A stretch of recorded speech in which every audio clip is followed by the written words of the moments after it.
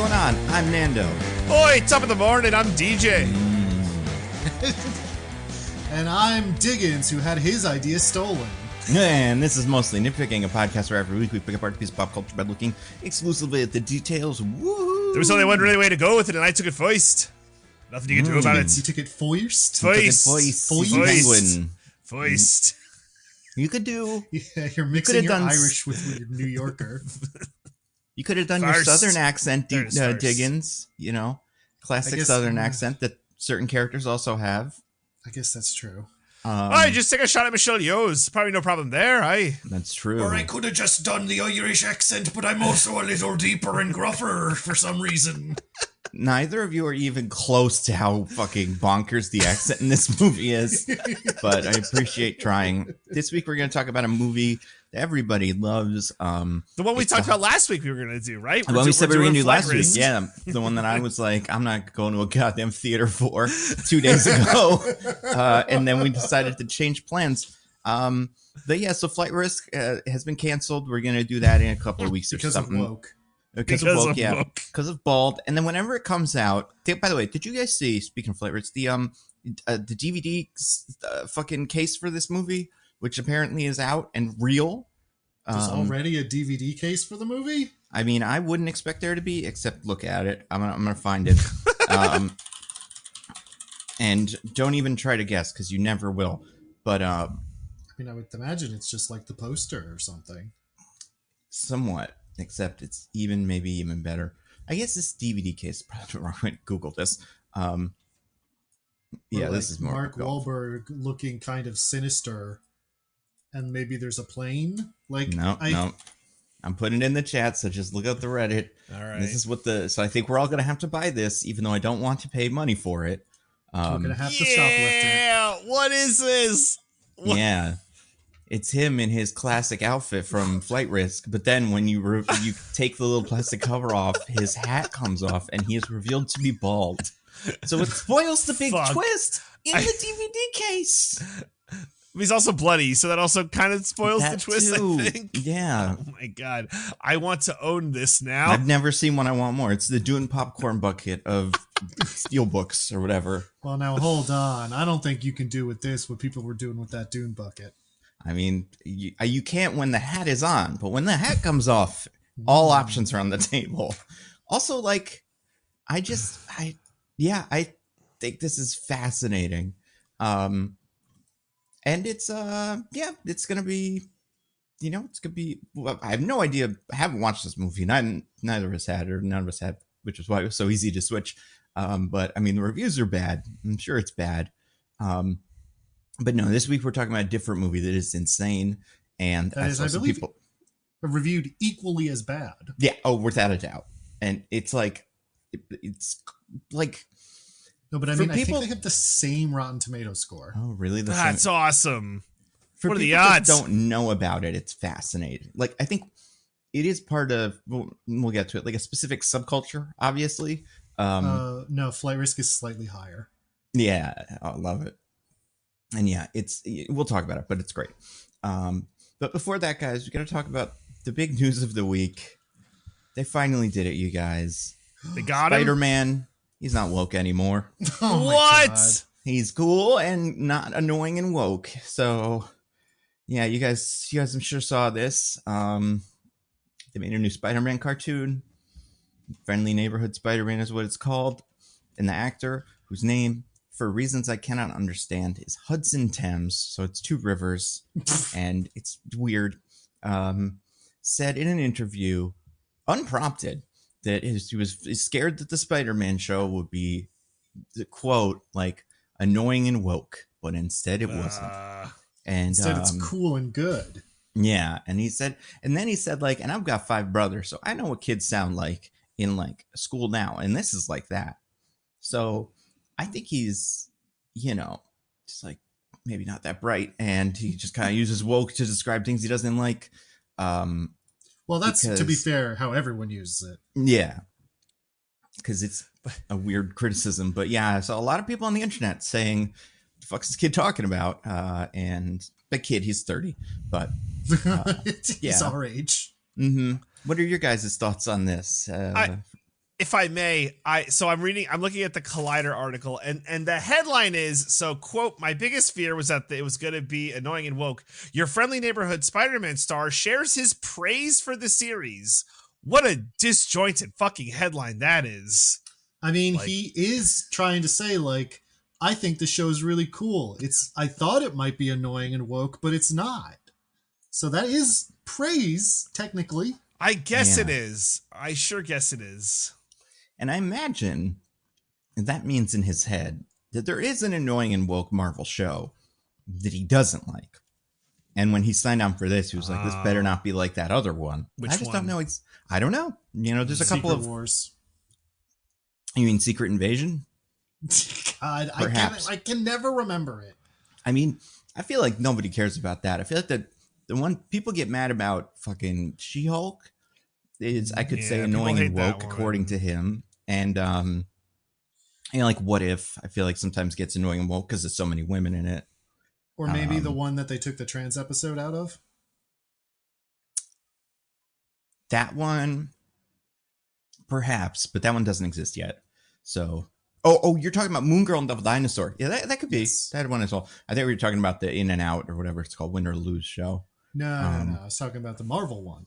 You're right. Yeah, that was another one. I don't know how that counts. But I know it's hard to keep track of all the trans culture that Disney is trying to erase, but I was talking about the Moon Girl Devil Dinosaur one. Yes. Yeah. But yeah, I imagine he's doing that thing where like dumbasses on YouTube complain about how every show they don't like is woke, and then just kind of that, like, She-Hulk gets thrown into that bucket a lot. You know, the Marvels probably, I don't know, but it's always that thing where like there's one line. Of course, the Marvels is woke. Nando, Brie Larson is in it. That's exactly. It's true. It's true. And in that one show, or in that one scene that I don't think actually made it into the movie, the guy said you should smile more, and she said no and hit him, and then they took that to, you know, its logical conclusion, which is she wants to hit all of them. And she's coming to get every single one of them one by one. And that's why, you know, we haven't seen as much for recently. She's on a killing spree, punching every guy in the world. Oh man, I'm excited for when she gets to me. I know, I'm pretty psyched. I mean, yeah, it's one of those weird celebrities where like she's younger than me, and I still don't understand that. Like I can't wrap my head around that. I think she might be older than you guys. I feel like it's close because we're like a year, but I think she's just younger than I am. Let's see. Brie Larson is 35. So yeah, born in 89. So I don't have to have a crisis tonight. She's just barely older than me. So yeah, like, just barely. And I assume that's how she's doing it, is age, like because she wants to. If I were Brie Larson, getting my revenge on the male race or male sex race as well, I guess. Whatever. I would start with the oldest people because they are likely to expire and then miss my vengeance if they, you know, go to the grave having not gotten attacked. So you got to work their way down. And that way, like, we'll all get there eventually. Plus, if you go up, you're going to be hitting a lot of babies. Exactly. Yeah. And it's boy babies, so who gives a shit? But also, like, it's just hard to get to them sometimes, you know? People tend to protect them because they love them, as opposed to, you know, men in general, which we're, you know. And when you start hitting babies, people keep thinking you're some kind of bad guy. Right. I mean, also, like, and it's a shame that, you know, I don't know if we're the first podcast to say it, and, you know, I'll say this. It's a shame that men have no more rights. That's true. Men used to have all the rights, and now men have rights again. TJ, didn't you hear about the big news in November? Oh my God, we have rights again. Oh my gosh, I'm glad you're telling me this now. Yeah, and you know what? To be fair to the Spider-Man show, you know, they switched out some guys with other guys usually, and then some of them are not men and not white. So, you know, this Spider-Man show has taken away the rights. Oh yeah, I watched both episodes. It just came out last night. Is it annoying and woke? It's so fucking woke, you wouldn't believe it. Like, it is woke in ways that wouldn't make any sense if you just said them, because they seem like they took characters that are nowhere near Spider-Man in Marvel Comics and made them like his best friend. which means instead of his like best Amelia friend, Earhart.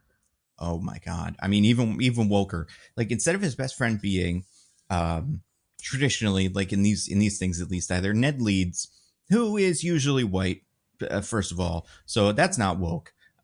If people are confused, the character in the Marvel movies is more or less Genki, which is Miles Morales' best friend, and they kind of smush them together. And anyway, it doesn't matter. But either way, he has white friends.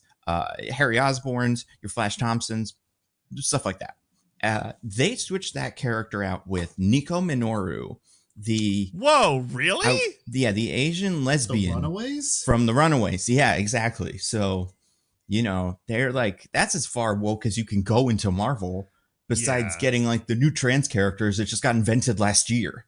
And they probably couldn't have done that, but they would have if they could have. So there's that. You know, obviously Green Goblin's black because they wanted to give him accurate hair, and they did. And that's pretty cool. Played by Coleman Domingo, a gay man. Oh, cool. So there's that. Yeah. So overall, this it's the wokest thing ever, and we'll get to it in recommendations. But I mean, you know, I might be with whatever his name is, Hudson Thames. Yeah, I was trying to remember. I go through like a list of rivers, and I always have to go through all the American ones first. But yeah, Hudson, Mississippi. Mississippi. Hudson, yeah. Potomac. Hudson, Colorado. Hudson Hackensack.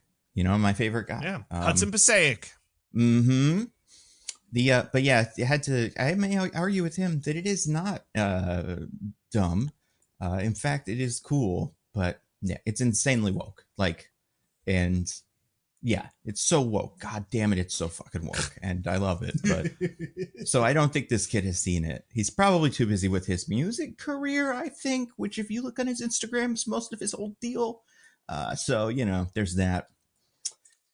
But anyway, he's probably gonna get fired or something, so we don't have to learn too much about him. Him and fucking Shamik Moore. You'd be like, "Oh, Shamik Moore, we're going upstate to go hang out," and they're just gonna, you know, throw them into the brig. Yeah, It never works out for these guys. It's never And like, it's oh, good, they did it. it's a shame because wait, no, it's not. It's not a shame. Yeah, no, This guy is fine. It's an impression a lot of people can do for both of them, and he's okay at it, but he's not like, you know, amazing. Yeah. One of the only people who can't do that impression is Tom Holland, weirdly. That's true. And he's too busy with the Odyssey movie he's making or something. Making a Right, he's in Christopher Nolan's Odyssey movie, I think. Yeah, and he's Odysseus in it, which is interesting. I know, because he's like our age too. And like the Odyssey, you know, how old was Odysseus during the Odyssey? Because this was back at the time when everybody died when they were like 30. So he was probably on the younger side. I don't know that there's ever been a canon age given for Odysseus. Right? I don't know Like if the Trojan War included that. The Trojan War takes 10 years, and they're in, you know, they're on the way home from that during the Odyssey. His child has aged to the point where Telemachus is like in his, I think, teens. So I could see a 20-year-old Odysseus going off to fight the Trojan War, and then, yeah, the Odyssey taking place when he's like in his 30s. I would love to hear you say his son's name again. Telemachus, is that not it? Telemachus? Ah, damn it. This is why we need a movie, because I never saw, this was not a character in the Hercules cartoon. That's the only way I know how to pronounce any of these guys' names. Yeah, Diggins, you by thought cartoon, it was I mean the TV show as or well. whatever. Yeah, that's right. I never said Thanos. Whatever Said you Thanos. said. Thanos. I'm doing Squid Game. Squid Game It's was me, cool. baby. Thanos. How crazy is it that that's already gone from my memory? Like, I know, forgot right? all about that. And I liked it a lot. It was pretty woke when you really get down to it too. Oh, But- so Damn. woke. Yeah. Wait, Yeah. hold on. This will determine whether I watch this or not. Did the gold-faced pigmen come back? No, It's- they did. They will. I am assuming they will come back by the end of this yeah, that's season, because it's really a part 1 and part 2 of the season. So it wouldn't make sense for them to have come back yet. So I would wait until the next You can part hold is out out. hope, Diggins. But I feel like we'll probably see them. They're talked about. Characters are like, you know, it's almost time for the VIPs or whatever. It's So almost time for the gold-faced pigmen. And if you want to see what that could look like, open up any of those YouTube videos that AI Leonardo DiCaprio into the fucking Squid Game, and then you can watch it yourself. But yeah, it's Hey, great. guess whose prediction is looking pretty good? Don't worry about all those other ones, but the one, not looking so bad. I feel good about all mine. I think all my predictions are gonna hit. All of them, every single one. I mean, it's bound to maybe happen, you know? Yeah, that's how these work. That's how predictions and gambling works. You can get all of it right and never have any problems, you know? That's right. That's usually how it works, right? By the way, if everyone some, I guess I have to say this is not financial advice, but if everyone would like some free, not financial advice, Super Bowl's coming up. Just bet the Chiefs. I don't know if you guys heard. It's crazy. I don't know if you guys heard this. DJ, I will not have you encouraging sports betting on this podcast. I'm just saying. The NFL has rigged the game for the Chiefs, so this is free money. Yep. And it's not financial advice, but it is free money. So but it is. If you have a gambling problem, then don't bet on anything. Call like 1-800-GAMBLER or something. You guys think we could get like DraftKings as a sponsor? Get some of that DraftKings money? I mean, I don't think it's impossible. They sponsor everything. That's what I'm saying. I mean, if we submitted 4 sponsors, that could probably be one of them. But we don't do that. But we're three white men. Like they're like, oh, 3 white men have a podcast? Yes, you're in. Yeah. Here's what I'll say. We would they might offer it, but we would lose it the second they actually listened to an episode. Yeah, that's fair. I also think like they probably want, because like I've watched a lot of their commercials because I watch television and they come up constantly. Yeah, and stuff. Can't avoid them. And we record a video version of this for ourselves. Like we could see each other, but we don't record it. And I don't think our like locales would be the kind of like hot tubs full of hot ladies and gold bars that they use in those commercials, which is what gambling is like. Well, I have all that in the other room. Like you guys don't see it on my camera. Okay. Nice. Yeah, I keep it like this is my bedroom that we're in right now. All of that stuff's in my living room. Nice. Well, then maybe, now that that's an option, maybe we'll think about it. I don't know. DraftKings, Bet Monsters, whatever the fuck the new ones are. There's like 1 billion of them. I'll take whichever one. Slotmachineapp.com. You guys can all call us and then we'll make you fight to the death for our money, or for us to take your money so we can make other people's lives worse. Yeah, Post Malone told me I can play blackjack on my phone. Oh my God. Post Malone one's the saddest one, by the way. The idea that Post Malone is on his tour bus betting on his app on his phone, like the life of a rock star. Let me get my phone out and play with slot machines. Like, oh my God. Post Malone, you were in the Spider-Man movie. Like you had a song that was big and you were on SNL. You don't have like stuff to do. Yeah, that feels like a cautionary tale about the dangers of gambling addictions. It's so depressing. Because at least in some of them, it's Kevin Hart in a pool surrounded by models, all that bullshit. Yeah. But like the Post Malone one, I feel like they were just like, Post Malone, can you film one of these? And he was like, I'm so busy gambling. You're gonna have to just do it where I'm gambling right now. And they were like, oh. They filmed it because it's so depressing. God, I hate gambling unless it's fine. It's fantasy football and I win. Then it's cool. Then it's the best. Yeah, it's nothing. I hate gambling except for when I win. Yeah, obviously rush is real. That's cool. But you guys, speaking of things where people won, speaking of gambling, I guess it's not a casino, but it seems like a casino. Yeah, is it a casino? It's just like a general. It's not a casino, I don't think. It's just kind of like a club. Yeah, it's just like club. One of those, like a nightclub. They should put a casino in there, unless that's against the Federation policy, which maybe it is. Well, but they're not in the Federation, are they? Yeah, that's true. Well, we're going to talk about a thing that I don't even think we've said the name of it yet, but I believe on IMDb. But you can read podcast titles. You know what we're doing. And I think we'll probably call it what I think it is called on IMDb or whatever, which is Star Trek: Section 31. Because if it's just Section 31, then a lot of people are going to be pretty confused. But yeah, that's right. DJ, you could tell us, what does it say on IMDb for this? And then, you're in charge of the IMDb. So IMDb, it is in fact Star Trek: Section 31. That is the name of the movie. Very good. Well, can you tell us anything else about why you're on IMDb.com? Yeah. Just like hanging out. You ever guys be like, oh, you just want to be on IMDb.com? That's true. Yeah, Well, sometimes I'm like, I watch a movie and I'm like, I wonder if there's any weird lies people have made up about this movie in the trivia section. well, famous people in this and you're like, I mean, you don't want to spoil maybe some cameos that might show up near the end of this movie. oh my But god! if you don't want Wouldn't those, believe it, guys. On a person on a real hot streak of showing up in great Honestly. sci-fi properties. yeah. He's one of these big guardians of the galaxy, she keeps saying right before she reads the script. And every time she gets to the end and it's like, I don't think it is, but I'll do it just in case. But yeah, DJ, you're the IMDb'sman for this week. I am. So, IMDb, B as in spelling bee, where my two esteemed co-hosts have to guess the IMDb summary for this movie on imdb.com. And you must be wondering, how do they find or create or craft, really, these summaries on imdb.com? The Let me tell two you. instincts you have when confronted with danger: find or craft. Yeah. What I do, I must find something or I must craft it.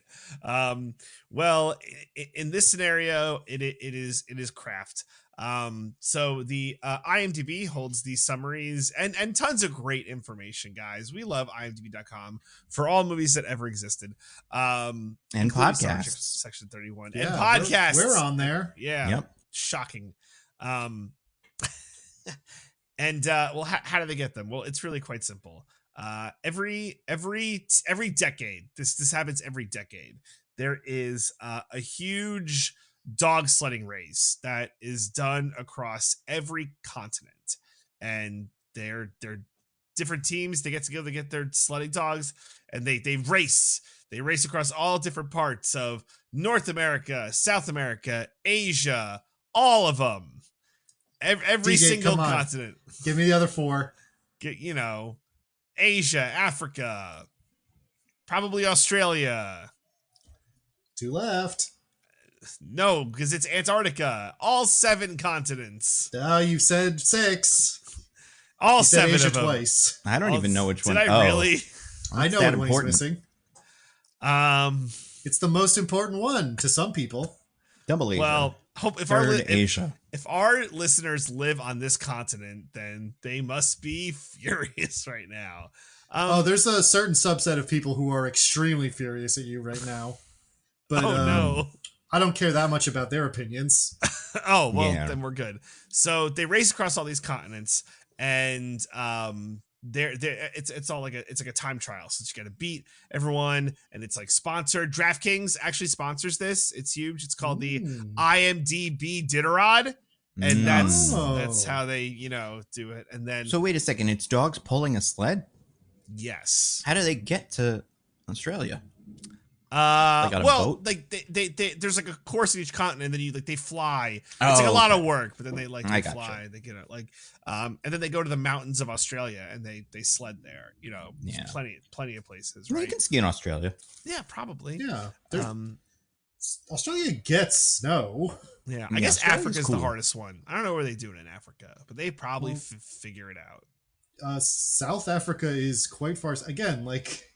Yeah, exactly. Africa is enormous. There are many different climates in Africa. Yeah. Maybe you could go to the top of like K2 or something, and Sure. just sled down there.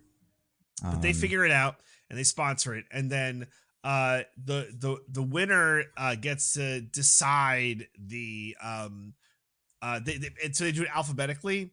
So it's like if you win, you get like 8th A and B, and then second gets C and D. You get all the way down to letter Z for every movie in that category. But if you're the best one, you get to pick. You're like, I don't want A and B. I want D and E, or E and F, however that would work out. And then so whoever got the S, so a lot of them, they had to do all the Sonics. They had to do this. They had to do Spaceballs. They had to do all the Star Warses, all of them. Yeah. They do a lot. So give them some credit. So and they had to do every Star Trek, including this and if one. you pick like an X, then you barely have to do anything. Yeah, if you win, I assume you pick the X grouping. It's probably. Well, I feel like then you probably have to do all the porno, right? Like I feel like they love the X's in pornography. You got to do triple maybe X. You got to do Triple yeah. X State of the Union. You've got to do the Yeah. X-Men movies. Yeah. The X-Men movies. X-Files movie. There's a lot. Mm-hmm. So Whereas with like Z, I feel like there's probably a lot of Z. you got Zootopia. Zoolander. Yeah. Maybe like Q. I don't think there's a lot of Qs. Yeah. Yeah. That's probably. Here's the question: do we count like those and other articles as being the first letter? I do believe that's how they say it. So yeah. Oh, the T would be the worst one. Yeah, maybe absolutely. not with T. Don't get stuck with T. So they probably do a draft. They probably don't just assign it in order. They probably do a draft, and then if you're last, you probably get T, and that sings. I don't know exactly how they do this, but I've been told through the scribes. I think we're right in the middle of an IMBD Diderot cycle right now. So we're still 5 years away. Because they do it on the tens, like the census.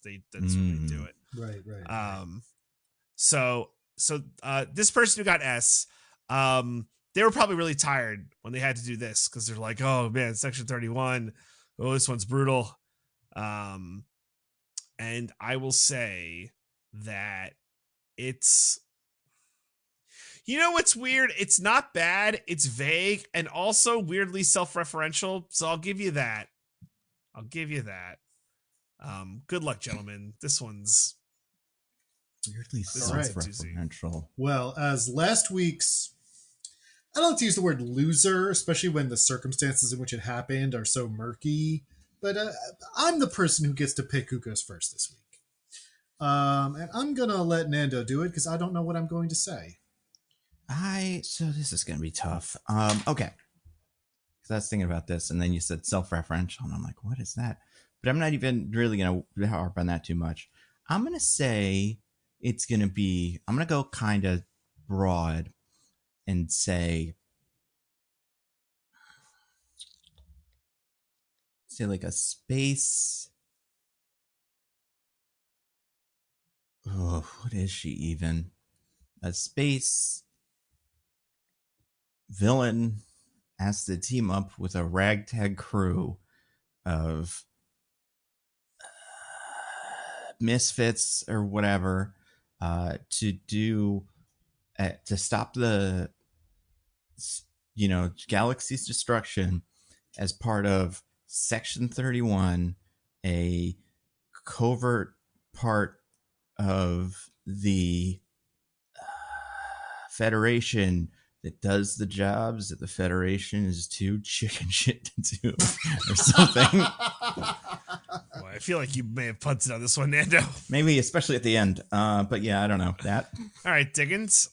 Okay, so Michelle Yeoh returns as her fan favorite character, Empress Philippa Georgiou.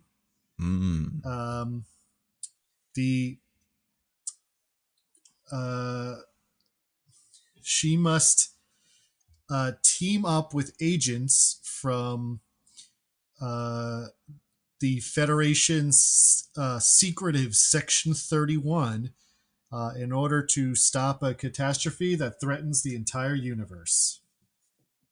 Okay. I thankfully have a winner and don't need to go to a tiebreaker. But I want to do it because I think if one of you could nail it, then there might be something here. Okay. Can either of you give me the full name of Emperor Giorgio? Emperor Now, when you say Giorgio, whatever. I don't know. No, I'm guessing. Are you saying her full name or her full title? Her full title. Oh yeah, so then I absolutely cannot. I didn't even remember her name, so I'm gonna say Miss. I can remember a couple of them. I think Queen of Space, Terran Empire, Philippa Georgiou. Okay, Diggins. Okay, so she's Emperor Philippa Georgiou, Mother of the Fatherland. And I don't think I know any others. I know Mother of the Fatherland is one of them. You got that pretty good. Well, it didn't matter because Diggins, you are the winner this week. That makes sense. Nando, I don't know what happened there. I mean, Is it because he knew the name of the character? Because that's a big part of it usually. That, and he referred to Section 31 as secretive. Is Ooh. it though? And Well, I didn't say the word chicken shit. That could have been in there. you vote That's all that the Federation, but yeah, I feel like Diggins had just like a little more and like the flow better. So I'll read this, and then you guys will understand the self-referential part. Excuse me. In Star Trek Section 31, Emperor Philippia Georgiou joins a secret division of Starfleet, tasked with protecting the United Federation of Planets, and must face the sins of her past. So I guess one could say she does that. Yeah. right, like it's pretty vague. It's not really wrong, but it's Yeah. I it's like to be fair to the person who does professional sled riding for a living and not writing IMDb summaries, not terrible. mm-hmm. We've had worse. Oh, absolutely. We've had way worse. Yeah, I don't understand the in Star Trek Section 31. I do not know why that is a part of Yeah. the summary. Doesn't make any sense. Every movie can do that. In Moana, in They should. Flight Follows Risk, Riley. follows Yeah. Riley. The bad boys are back in action or whatever. So that means that Diggins, you get to tell us what you thought of this movie. So what do you got? I hadn't heard of this movie until like a day before Nando suggested we do it. Because I am not a Star Trek person. I've never, other than the first J.J. Abrams movie, which I did not like, I've never watched any Star Trek stuff ever. Wow. So now I've seen 2 movies I don't like are my entire portfolio of Star Trek media. Because, I gave the game away. This movie's bad. You don't say. It's Nando really hit it when he joked about the person hoping that they hoping they end up in a Guardians of the Galaxy. This movie wants to be Guardians of the Galaxy so bad. Mm-hmm. This movie wants to be Guardians of the Galaxy so bad it makes it look stupid. It's pretty cool. Which, as I understand it, is not really like what Star Trek is generally, and is not what Section 31 is, which is the space CIA. Mm-hmm. Okay. So, like, it doesn't really make any sense on any level. It's a movie where they do a redemption arc for Space Hitler. Yeah. I know, right?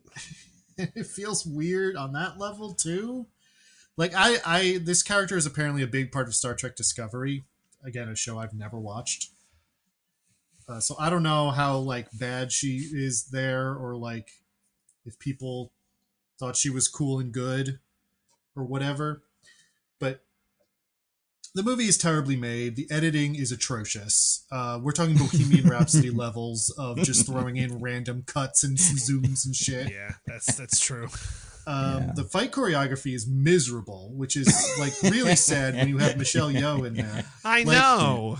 We'll talk about it more when we're like going over the movie. But there's things in there where I can't believe they managed to get that bad of choreography out of Michelle Yeoh. Mm-hmm.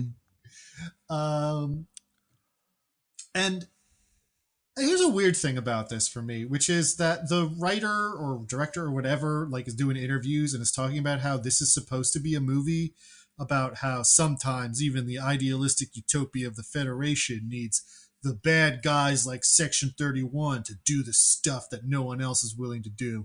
And I find that premise, offensive and, like, bad. And, like, I hate when people think that sort of thing.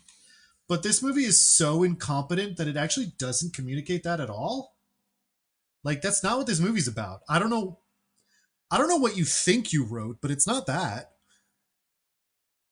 So, like, I'm not even, like, mad at it because it's conveying its bad message so poorly that I can't imagine the person who gets that out of this movie. Mm-hmm. So yeah, it's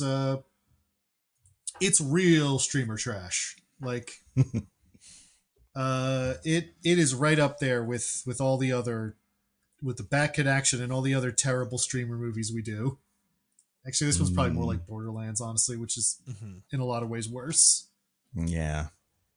I didn't like it. What about you, Nando? What did you think? I mean, okay, so obviously, well, not obviously, but as we have said before, and as it's never come up before, so that's usually a good hint. Also, not a humongous Star Trek fan. I do think I may have seen the most of it out of this group. Definitely because I've seen at least all 3 movies. The one that Diggins didn't like that I thought was fine. The one that's worse than that, and then the one that's like, is this almost good? And then they fucked it all up, and they couldn't make more. They keep threatening to make one. Like Quentin Tarantino, I think, was like maybe do one, but then he's not gonna, or something. I don't know. Either way, I'm like kind of familiar with this. I've seen episodes, bits and pieces of the show, but I'm not connected to this the same way that I am with anything else, like with Star Wars or, like obviously comic book stuff. But like I have no like fondness for this. If I did, this would be the biggest, I feel like, insult in history. Like this. Like it's just saying, the whole premise of this being like, these are the guys that do the work that you don't want to, you pussies don't do because you're all off having little adventures where you sit down in a room and play chess and act like a little bitch. Like that's what I feel like the vibe of this movie is, just based off of conversations I've seen about the movie, like Dickens was saying, and they just that is not what Star Trek is. And from what I understand, that's what people like about Star Trek, is that it is, a utopian version of the future where there's no scarcity and there's still like bad guys and crime and whatever, but like it's not it's not Guardians of the Galaxy, but it's also not like Star Wars and stuff like that. So that part of it's insane. Link Diggins is saying the editing is horrible. This is Madam Web levels of, hey, I'm pretty sure that guy's mouth should be moving for this part, but we'll get to that. I also just, this is like you're saying with streaming trash. This is, and I feel so bad for all the people that made this movie, except for the director and the producer. That guy, he seems to be the main creative force behind this universe. Things in Alex Kurtzman, and like it seems to be what he wants. And also, from what I understand, Section 31, not a humongous part of Star Trek lore. Like an idea that's been brought up and played with a couple times, but like not the Rogue One of this, where everyone's always wondered, where's Section 31 at this crucial moment in history? So from what I understand, I think its only like major thing before this was like a plot line in Deep Space Nine. That's right. Yeah. And I think since then it's come up as a, like, characters will say it, but yeah, I mean, I think people understand, especially the people that write the good Star Trek, that this is a bad idea. And, but this other guy doesn't. Was like a big part of the point of the Deep Space Nine story, right? Is that it's a bad agency that shouldn't exist. Yeah. But yeah, so I feel bad for everybody that made it besides those 2 guys, and maybe I feel bad for the director because who knows what that guy's deal is. But like this is without a doubt one of the ugliest movies I've ever seen, and like there are special effects and complete scenes that look like just so bad, and it makes me sad that I like Sam Richardson so much. But I don't think he's the problem. But like, I don't really know too much about pretty much everybody else here besides obviously Michelle Yeoh, so I don't have as much of a fondness for them. And I'm like, oh man, sucks that this is on your resume. But I also think that people forget about this pretty quickly. But I do think this will stick with Star Trek fans in a way that's very special because it's so horribly received. Yeah, it's just really, really bad. I mean, I also think like if you'd never seen the Star Trek thing before, I don't know how this works for like, like Star Trek 8 or whatever, like a movie that's far along in a sequence. But like the same way, I think you could just show Star Trek, the J.J. Abrams one, to most people, and they go like, oh, that's fun, without knowing all the stuff about the guys. Like this movie, you could not show this to anyone else either. If you're not a Star Trek fan, this would be horrible to watch because it's a horrible movie. So it's fascinating. I loved it. I think that it's so many fun specifics we're going to get to, things I don't think we'll ever see in a movie again, and maybe haven't seen since, but we'll get to those. Before that, DJ, what did you think of Star Trek: Section 31? Yeah, you guys said it all. I know nothing, not nothing, but I know so little about Star Trek, right? And like, I think it's so apparent that this is one of those. Yeah, we meant for it to be a TV show, but we turned it into a movie. Yeah. But they didn't make it a theatrical release. They just made it a streaming movie. Yep, which that's is like literally what happened. And it's the worst of all worlds. It's the worst outcome. You can see all the just like Moana 2. You could see all the TV showness of it. At least like Moana 2 is like, well, we're gonna get that money by putting this in theaters. And all this did was get me to do another free week-long trial of Paramount Plus. Appreciate you, Paramount Plus, guys, listeners. If you ever want unlimited, virtually unlimited, week-long trials of Paramount Plus, all you gotta do is you wait, real quick. Yeah. Paramount Plus. Don't listen to this next part, okay? Oh, my bad. Yeah. If you're listening, if you're Paramount Plus, you gotta not listen. If That's you work for Paramount in any capacity, then just skip ahead like a minute or two. Knuckles the Hedgehog. Can't listen. Fucking, Halo Master Chief, who I guess is fired because the show is dead. Can't listen. None of Whichever football player they put on Paramount Mountain. Can't listen. That's right. Yeah. The entire Paw Patrol. Get out of here, Rocky. I don't want to see you. All right. So what you do is, and by the way, not Rocky, our famous Hollywood ambassador, Sylvester Stallone. We love you. You're great. But no, yeah, Rocky. But I think he is also in one of those Paramount ads, so you can't listen either. Yeah, you can't listen to this either. Take it up with, take it up with podcast rules. This is just the protocol that we and the Federation have to deal with. So you got to do is just put a period at any point in your email. So if like you're John Smith at like gmail.com or whatever, you do John.Smith, your email still recognize that as your email, but Paramount's like, oh man, totally new email. And you could do that as many dots as you want, right? J.O.HN, just put as many periods in there as you want. And then, it's like free Paramount Plus. So whenever I got to do something like this, I just fire it up. You got a new Paramount Plus. And then, if you want, you get a month long, threaten to cancel, and they'll just give you a month. Like sometimes if you're like really good, they'll give you like 3 months. So like, please don't go. If you're a very good boy and you eat all your vegetables, you get 3 months of Paramount Plus. That's how they see it. Really, I think if I'm a very good boy and take my 2 months of Paramount Plus, then I get to do something. Let me tell you, when signing up for my free trial for this movie, I had to scroll really far down to find 3 things I could tell it I liked. Wait, you did that? Like you actually did the thing? I wanted to see how long it would take, and it took longer than I thought. I'm like, oh, cool. FBI, I think that was one of them. Matlock was up there, and like SpongeBob. Like all those were like top row. Like click. It's crazy. It does not let you skip. You have to tell it which 3 shows you like. Yeah, it's wild. It's really desperate for your approval. They should just make it free. This is, it's free now. I think they should give us a little something. I think they should make it cost negative. I don't know if they can. They should have little credits, like if you watch one of their originals, then you like bank a little money that you can have them pay out to you. Maybe Below Deck's got something going on. I should be checking it out. I got it for another week. Let's see what's going on. And people like Star Trek. I don't think any of the new stuff's particularly beloved. Although Below Decks is supposed to be fun, but like Below Deck's supposed to be fun, but I don't know that the referential like comedy about Star Trek is the place to start. No, I mean it's this. It's definitely this. This is where you should start. Yeah. So all this is to say that I didn't like this, and Nando and Diggins nailed it. I'm not a big Star Trek guy, so I knew watching this because like it starts off like not awful, right? I'm like, okay, I guess we're going somewhere. If you say so, yeah, I don't know. Well, the man. Well, we'll talk about it, but very quickly, I'm like, oh man, this is gonna make a great Red Letter Media video because all Star Trek content I taken through them, and I haven't watched the review of this yet, but I plan to. They loved it. After save the franchise. They were not on board with most of the rest of it, but that plate is safe and secure and not exploded into a million pieces, which is one of the things they do. In their Star Trek videos. So Nando, you have to summarize this movie, and you get to tell us what this week's implement is.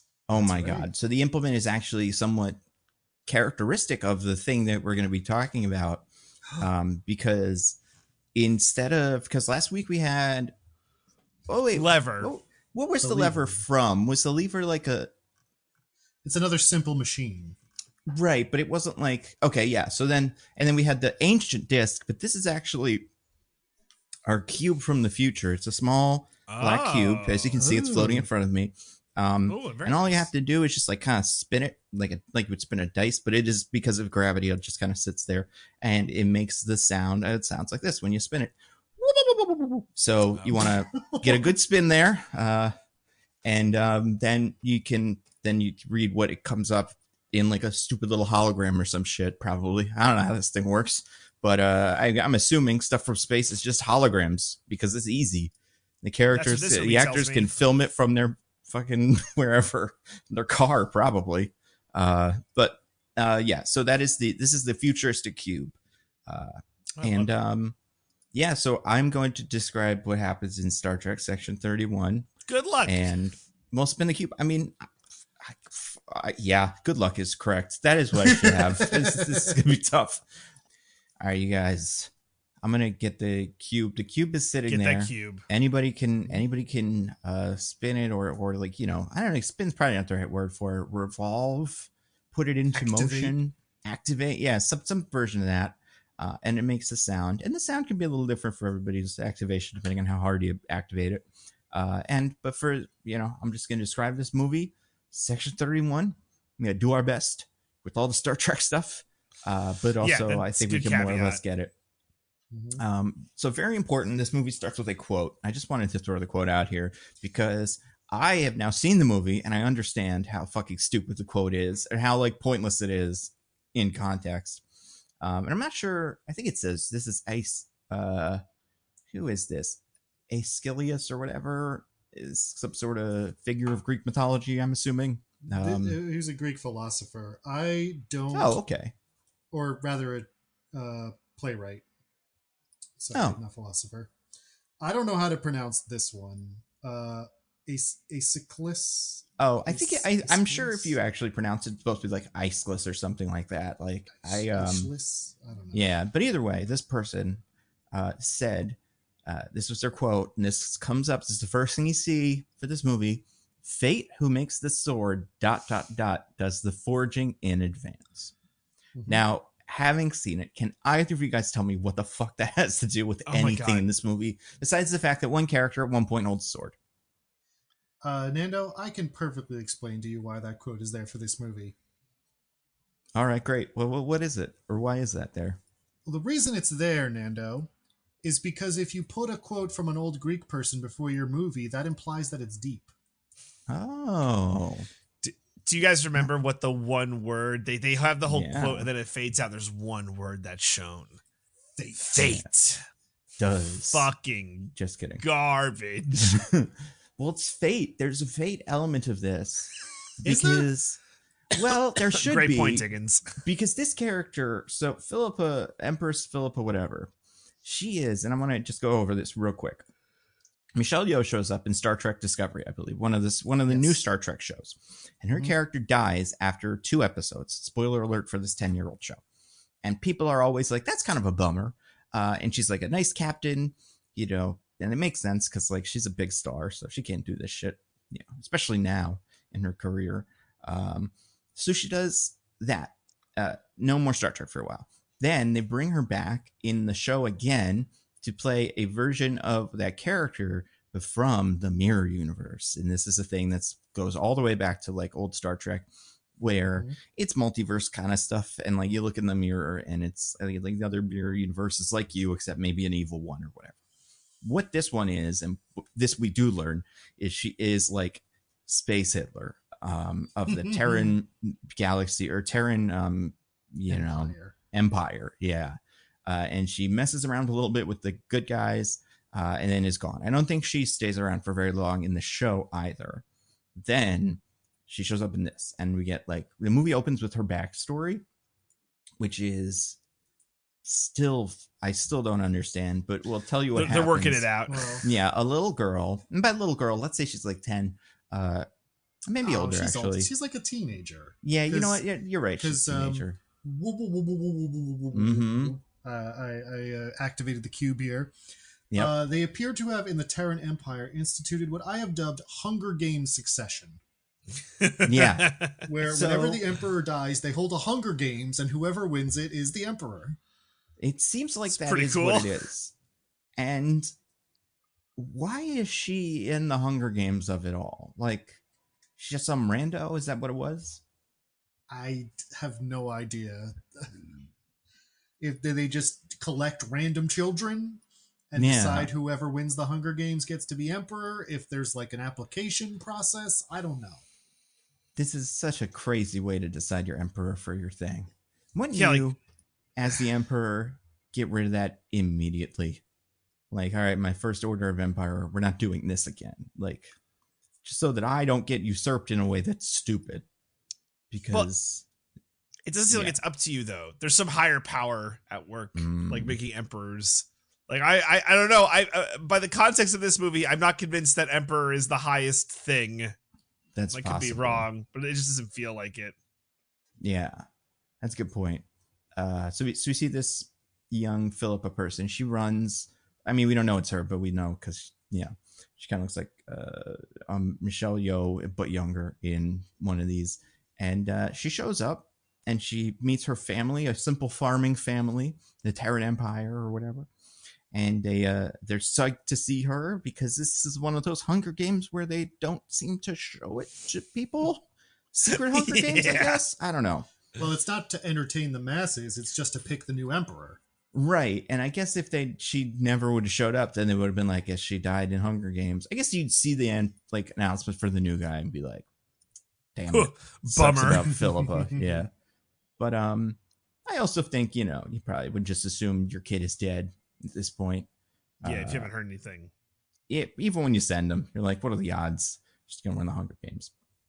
And we don't see what it is, obviously. But then she goes back to her family and she's like, man, shit was crazy, but everything's going to be okay or something. And they eat a stew or a soup together, a wonderful, healthy, tasty soup. But they all start kind of coughing and stuff. Then they all fall over and die. Oh, and then no. It turns out that she had to, for the final test to prove, because there was another boy and her who were kind of friends and maybe dating or something. It's unclear. But like, I mean, it's I think we know they were fucking, right? Like that's not just implied. End, it's pretty much explicit. It's right. Technically left sort of ambiguous here, but also it's very obvious because the movie's bad. So she's telling the story about this and how she survived and stuff. But then, her family all falls over and dies. And it turns out that the final test between her and this other guy was which one had the bravery to kill their family with soup poison. And the soup was poison. And then they died and she became new empress. The boy who is around, like the Empire has him, is now like her slave. And we learn from him that the Empire killed his whole village and pretty much everybody he knows as punishment for losing this anyway. So yeah, basically he went back to his village, refused to kill his family, and then I guess the imperial administrators who run the Hunger Games were like watching him, and when he was clear he wasn't going to kill his family, they were like, you fucked up, kid, and just killed everybody. Bummer. Messed up. And she's sad about this, right? She's not like super hyped about killing everybody, but she is like, gotta do what you gotta do, and like look at it, the alternative in the long run, the better play. So, I feel like she probably feels pretty good about this. So she's all sad, wipes off her tears, goes outside, and the entire space army teleports over to where she is, and they're like, you're in charge of the space army now. And some lady gives her a fucking cloak or I don't remember what it is, but gives her some special thing. And a sword. And then she also, this is where we get the boy is back, the other Hunger Games boy, her PETA, and she can take his life or not. And they have a little secret handshake that is something to the effect of, I don't know if anybody remembers it, but it's like there were two and now there's one or something. Anybody? It's like we are one or we are two but But we are one or something We like are that. two, yeah. but one. That's it. Yeah. So then so after she becomes Space Emperor, she takes the sword, dips it in fire or something, and then instead of cutting his head off, brands him.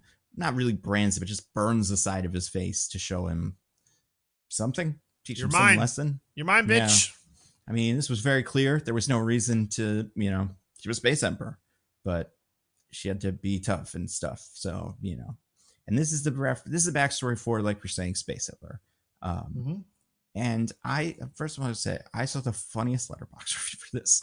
It was after I'd seen it, thank God, because it would have been too much. I don't know if I would have been able to finish it. And I didn't read the whole thing because I'm sure it was funny and like stuff. But I just read the tagline because I loved it so much. And I'll read it to you guys now. It reads, "This summer, Michelle Yeoh is girl boss Hitler in the woke CIA." Because that's what this movie is. And she really is girl boss Hitler too. Like when we get to it, she's very like managing and fucking hustling and shit. And so this happens, like all this stuff happens. This is the first 5, actually looking at it now because I've got it going. It's the first 10 minutes of the movie. But in case you haven't seen the Star Trek that this is all based off of, the introduction after that, you just watch clips from the other parts that she's in and a voiceover that I recognized at the time. Did either of you recognize this person? I did not. No, I wasn't. So I won't say it yet. Tells you basically the mission as if you're one of the guys. They're like, here's who this person is. And so basically what we learn is Space Hitler. And then, and this is the part I don't even kind of get, left Space Hitler universe to go to our universe. Yes. And runs a casino, well, a big floating like lounge club. Yeah. And pretends to be somebody else. But they know it's her. Like the Federation knows it's her. And she's also not doing Space Hitler stuff here. Like she does not seem interested in Space Hitler in this universe. She's just like fucking cool. And I just don't get it. Like, why didn't we execute her? Presumably there was some whole plot line about this in Star Trek Discovery that we just don't know.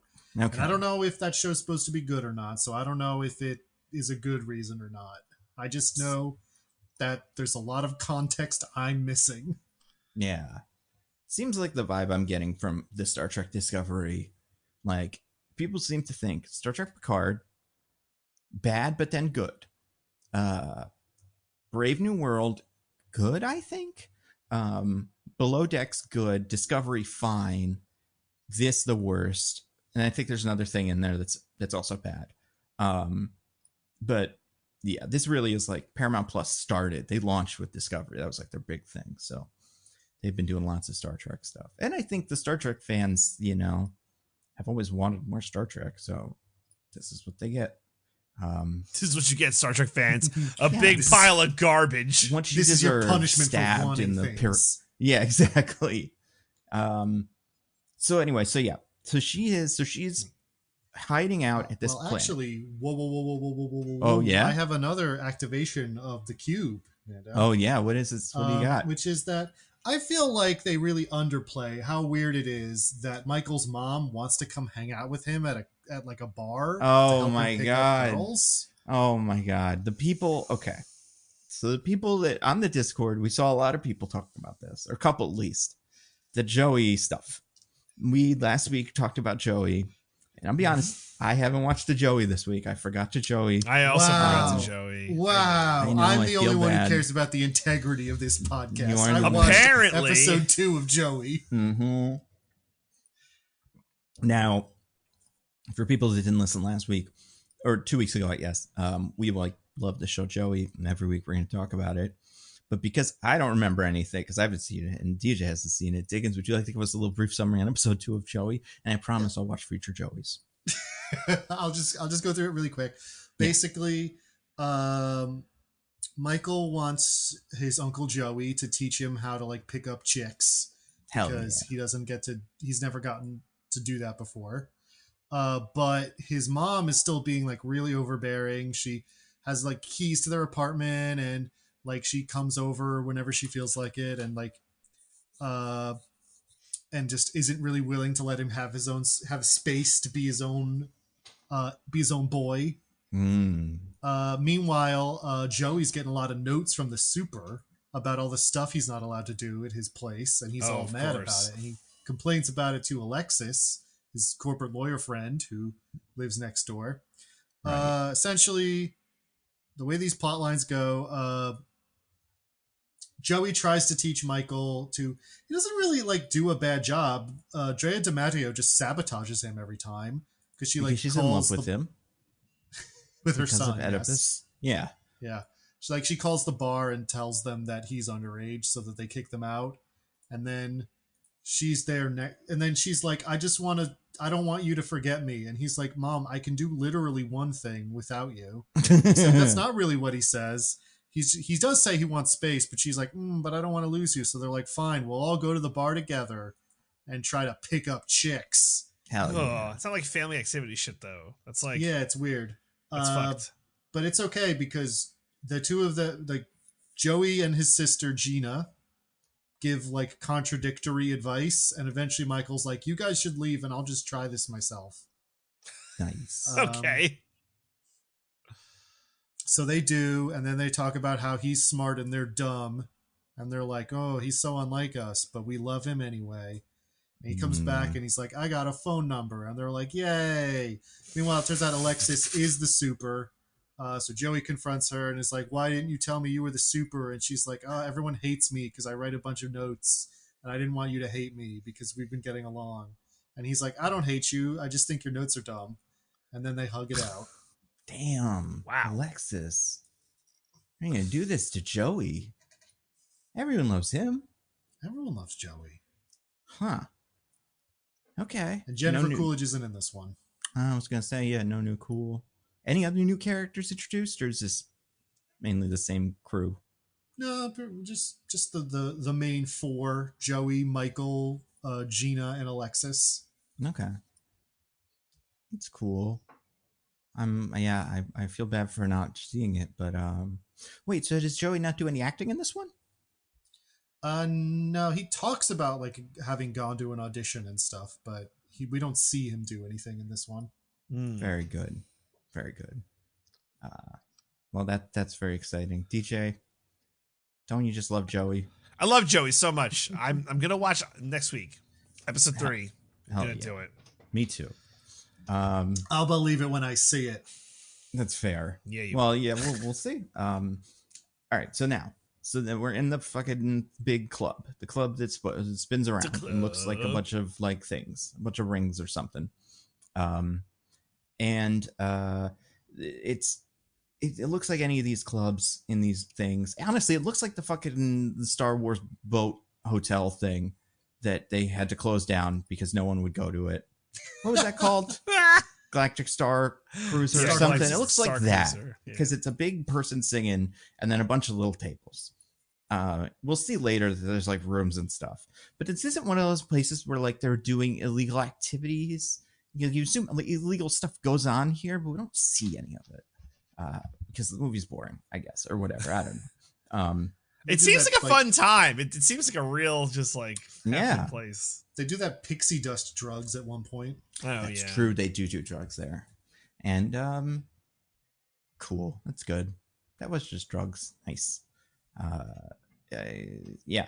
So then we see Philippa. She's now dressed like, a fancy club owner, Michelle Yeoh character, and she walks around. And while she's doing that, we see a bunch of characters themselves. And this is where we're going to get introduced to our crew. And well, actually, no. I'm going to say this is not where we're going to get introduced to our crew. We're going to see people and go like, "There's something," but we don't really actually get an explanation for who they are. And I'll save that for later, because then the main guy goes and I don't know who the fuck this guy is. He's from the show Power. The actor, I don't know. The character's name is Alok. That's right. Yeah, the character's name is Alok, and he's got black suit and a big metal thing. It kind of looks like what Syndrome wears in the Incredibles movies. I don't think that's what they're going for, but that's what I can't stop seeing. And he goes and like sits down with the Emperor and tries to like proposition her, not in a sexual way, but just like Kind of in a sexual way. Well, yeah, I guess they're Not flirting not and in a stuff, but sexual way. not in a usual way proposition happens. He just he's trying to get some, which, you know, go for it, buddy. Sounds great. But also he's got like dealings and things like that. And they go back to her place, and he says, like you were saying, there's a magical drug, and she says she's tried all the drugs, but she's only done that one a couple of times, and it's little dust, and they sprinkle it into glasses, and there's also a drink in the glass, I guess, and then they take the drug and go, woo, and then that's it. I don't know what drug this is, but it looks like it sucks. Which is not cool. Not a fun drug. Yeah, it's very boring. So then then he sits down with her and starts trying to make the proposition or whatever. I don't even know what he's trying to do at this point, like what he's pretending to try to do. But she, because she's so cool and savvy, is like, I clocked all your guys the moment you walked in the thing. Oh my god, this. And I'm sorry, I think the cube is about to activate, so I'm gonna spin it, blah blah blah blah blah, and it landed on one of mine. This one's oops all nitro Zeus's. So we're gonna meet the members of this crew, and it is bad. They are. Man. Can I say my name for this one also? Sure. I had a name for this also. Mine is, what are we? Some kind of Section 31? Mm-hmm. Yeah, it really does feel like the executive who gave this to Scriptatron 2000 forgot to put the in Suicide Squad when he told the script writing computer, give me a Suicide Squad movie. So we accidentally got the one from 2016 that everyone hates. And it's got that vibe. But yeah, for people that haven't seen it, and I don't know all these races because we get a bunch of name drops of like Star Trek races. I know some. It comes fast. You know, you'll hear Vulcan and be like, I know that one. I know that one. Yeah. You're human, and you're like, I know that one. No, yeah, that seems like something I should know. But then you see, so we see a character played by Sam, what's his name? Very sadly, Sam Richardson. And he is flirting with a sexy lady, man. I don't remember what her name is, but I do think she is just, what is it? Mel. And she is described as having like sexy powers. Mm-hmm. Something like that. Yeah, that's what it's called. They're Deltons. And I found the quote. She says, and so this character is a shapeshifter, not Delton, the Sam Richardson. Sam Richardson, a cameloid. Yeah. Cameloid. And she says the Cameloids are one of the only races that are immune to Delton's sexy time charm. So that's a word that she says in the movie. And if you're like, wow, that's a little bit modern for Star Trek, it's going to get so much worse. They speak like 10 years ago, like when the screenwriting Tron thought this movie was supposed to be, you know, a Suicide Squad movie. So there's those two. I don't know if at this point she's like they're working together, because even I was like, yeah, Sam Richardson's like a plant, but like I didn't know this girl was on the team, but she is. The next one she sees is the man who's full of robot parts.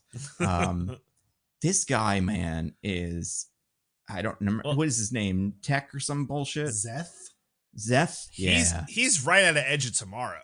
He's in the full Edge of Tomorrow mech suit. I mean, he's out of the fucking Arnold Schwarzenegger Running Man movie where they just glued shit to a big leather thing. And that's like how people treat him in this, even though he is like supposed to be some sort of like weapons specialist or something. And like I said, he's like a cyborg. He's got a head, like basically human head. And then just like everything else is cyborg robot parts, but like shitty looking.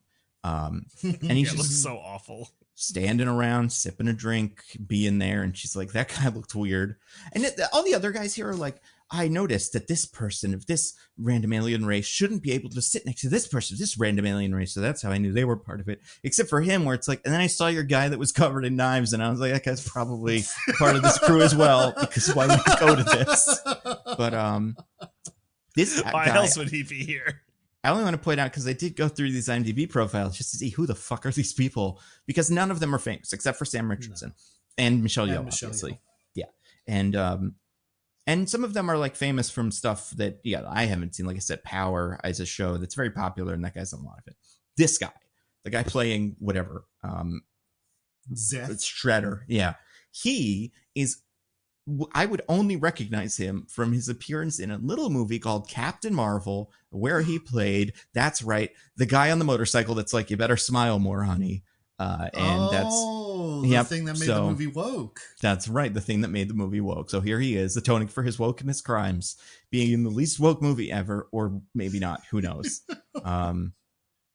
Then she sees a Vulcan sitting next to what I think she thinks is a human. I don't know. She says human, I believe. Yeah. And the Vulcan kind of looks like, I mean, like he's got Vulcan ears, but he basically looks like Julio Torres usually does. Got the kind of haircut and, dress, like face, and like his outfit is similar.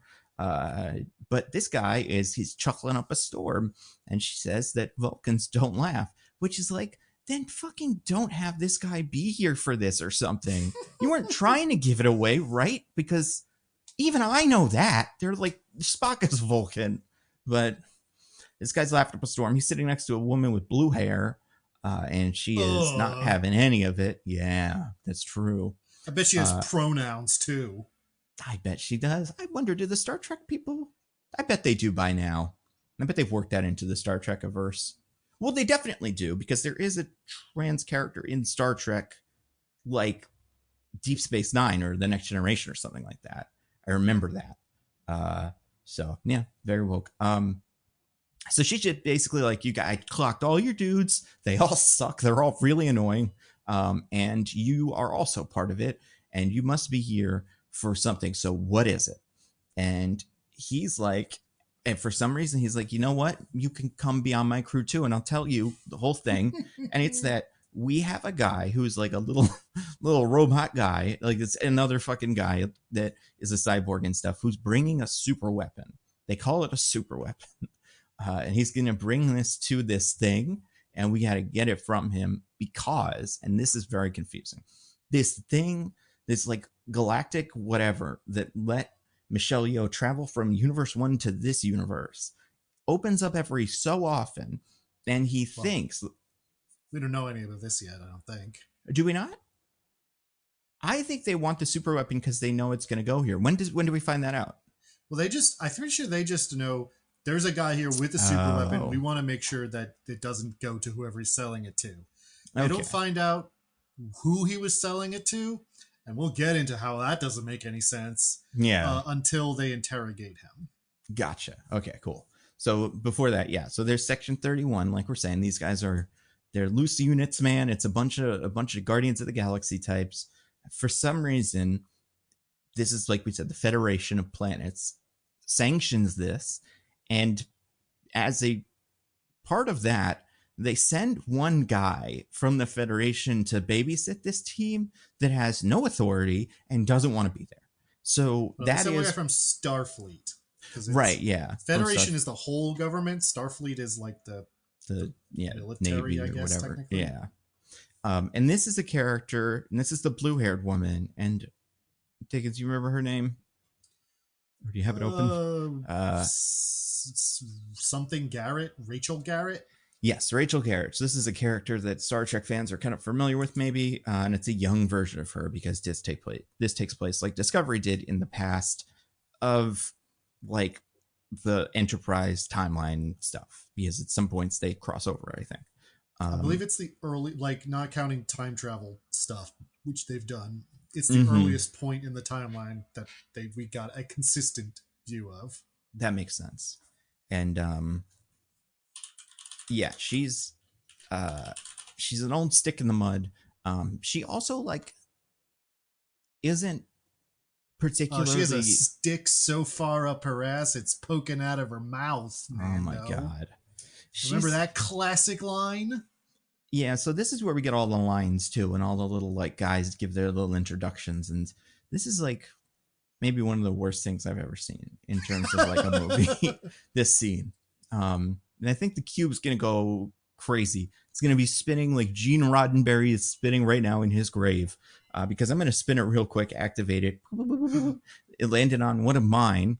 And this one is just called, meekly described, Crash Zooms Aziz, which is a reference to the scene in that movie I love that now I hate, because James Cameron's a weirdo. What was it called again? What's that movie?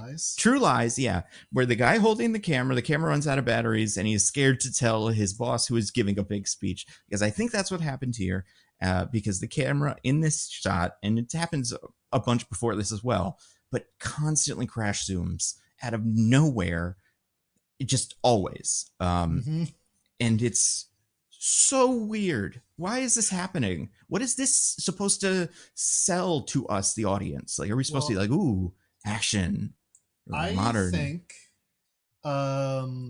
so our friend Bob told me something once, who has a couple of children, a couple kids, and so he's familiar with a certain television program by the name of Cocomelon.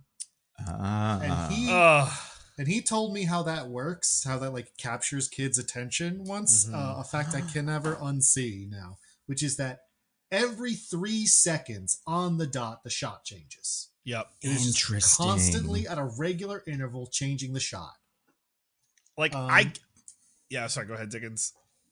And I think that's what this movie is doing. It's like, we got to make sure that people don't look away. And so we just got to keep changing the shot over and over and over again, even when it doesn't make any sense, especially when it doesn't make any sense, so that nobody stops watching. Can you concur, DJ? As a so I'm aware of this like Cocomelon thing, but I've had friends who like kids have like kind of gone crazy watching Cocomelon. We have not exposed our son to it. Michelle's like past the Cocomelon point at this age. I wouldn't know. It's a young kids game. Young kids game. Okay, well that's good. Like, I still have fun with it. It's pretty. You can enjoy it at any age. You know. Yeah, man, it says on the box. He still watches Miss Rachel. Like this stuff's moving, but no, yeah. Even though she's woke, you gotta get him off that. Yeah, you let Jackson watch Miss Rachel, even though she like thinks that trans and gay people are okay and exist.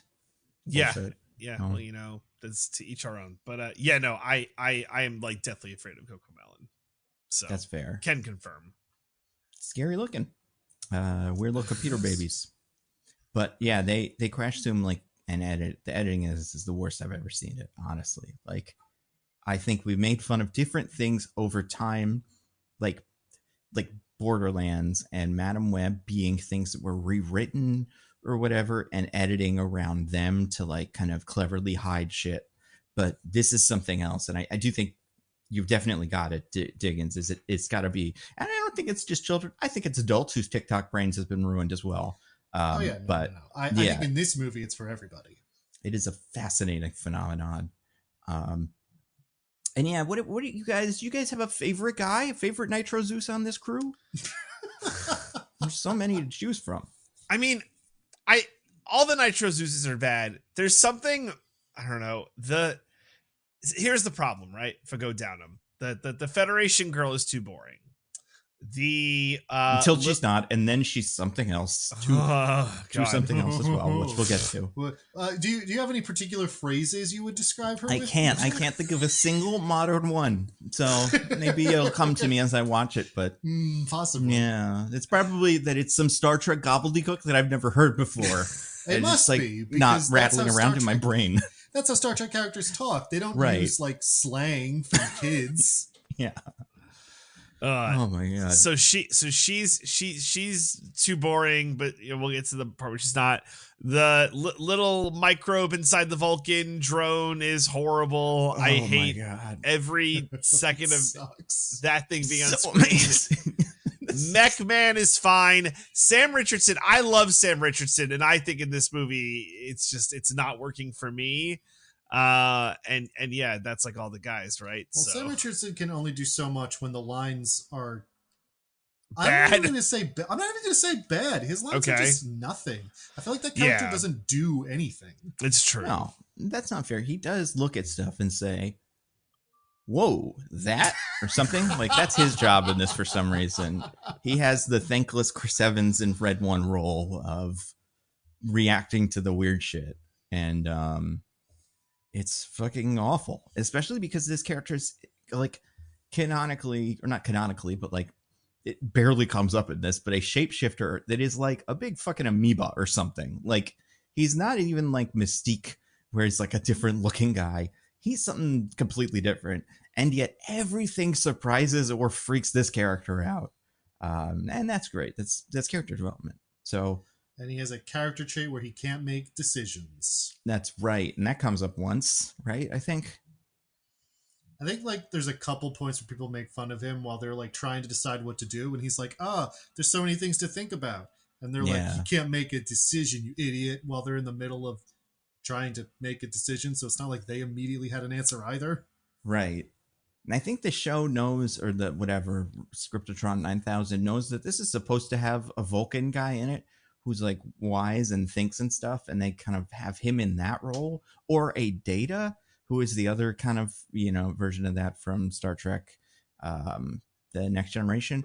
And like Sam Richardson, we love him so much, but yeah, he could do that. I think he'd be a great droid or Vulcan, but he's not doing it here. DJ, you really glossed over it. Can you explain the Vulcan thing to us? Okay.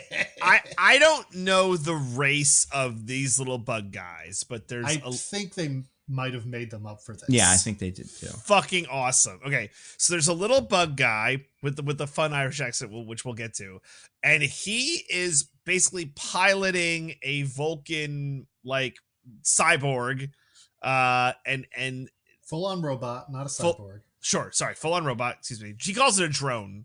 Sure. Yeah. So he's piloting a Vulcan drone, and his deal is, I don't even do we know what his deal is?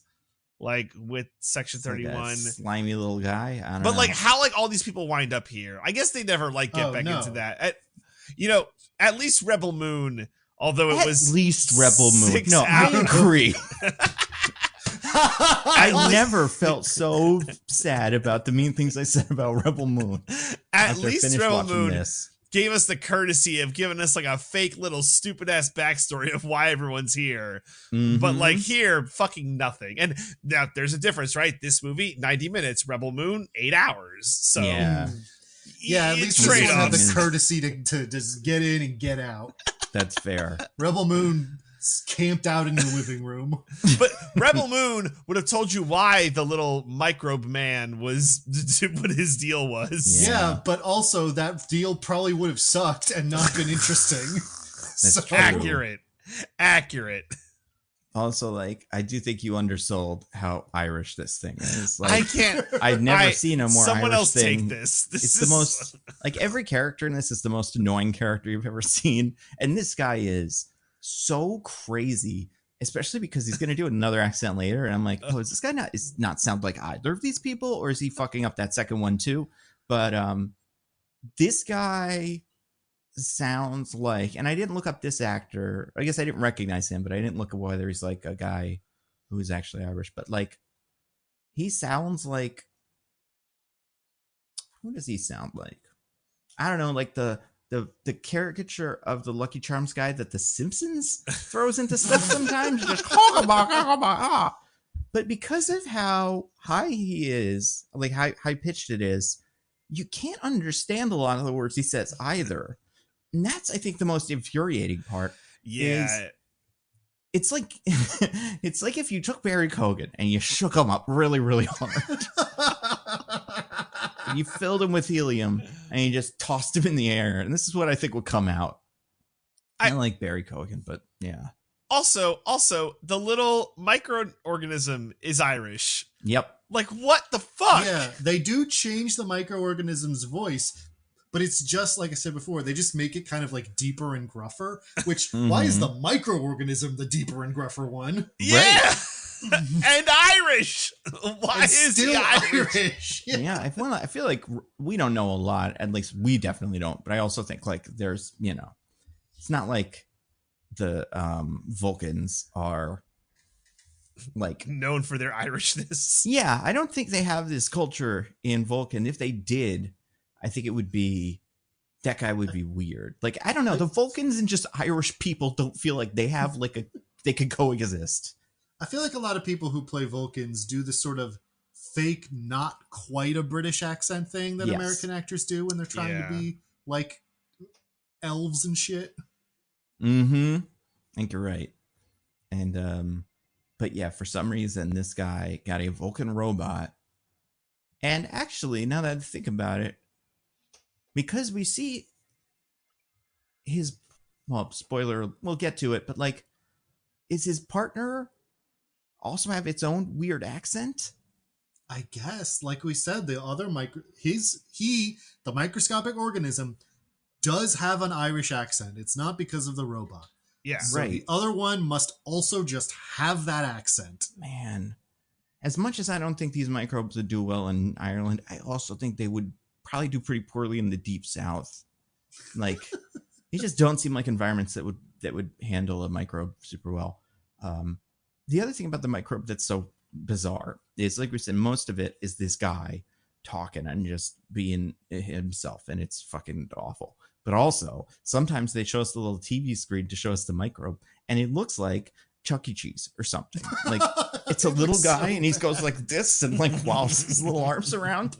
And it's that thing I hate with things like this, where they're like, well, if they're just still, then it will look fake. So they have them constantly like shaking his head back and forth and like moving around while he talks, but none of it like lines up with what he's saying. It's just random movement.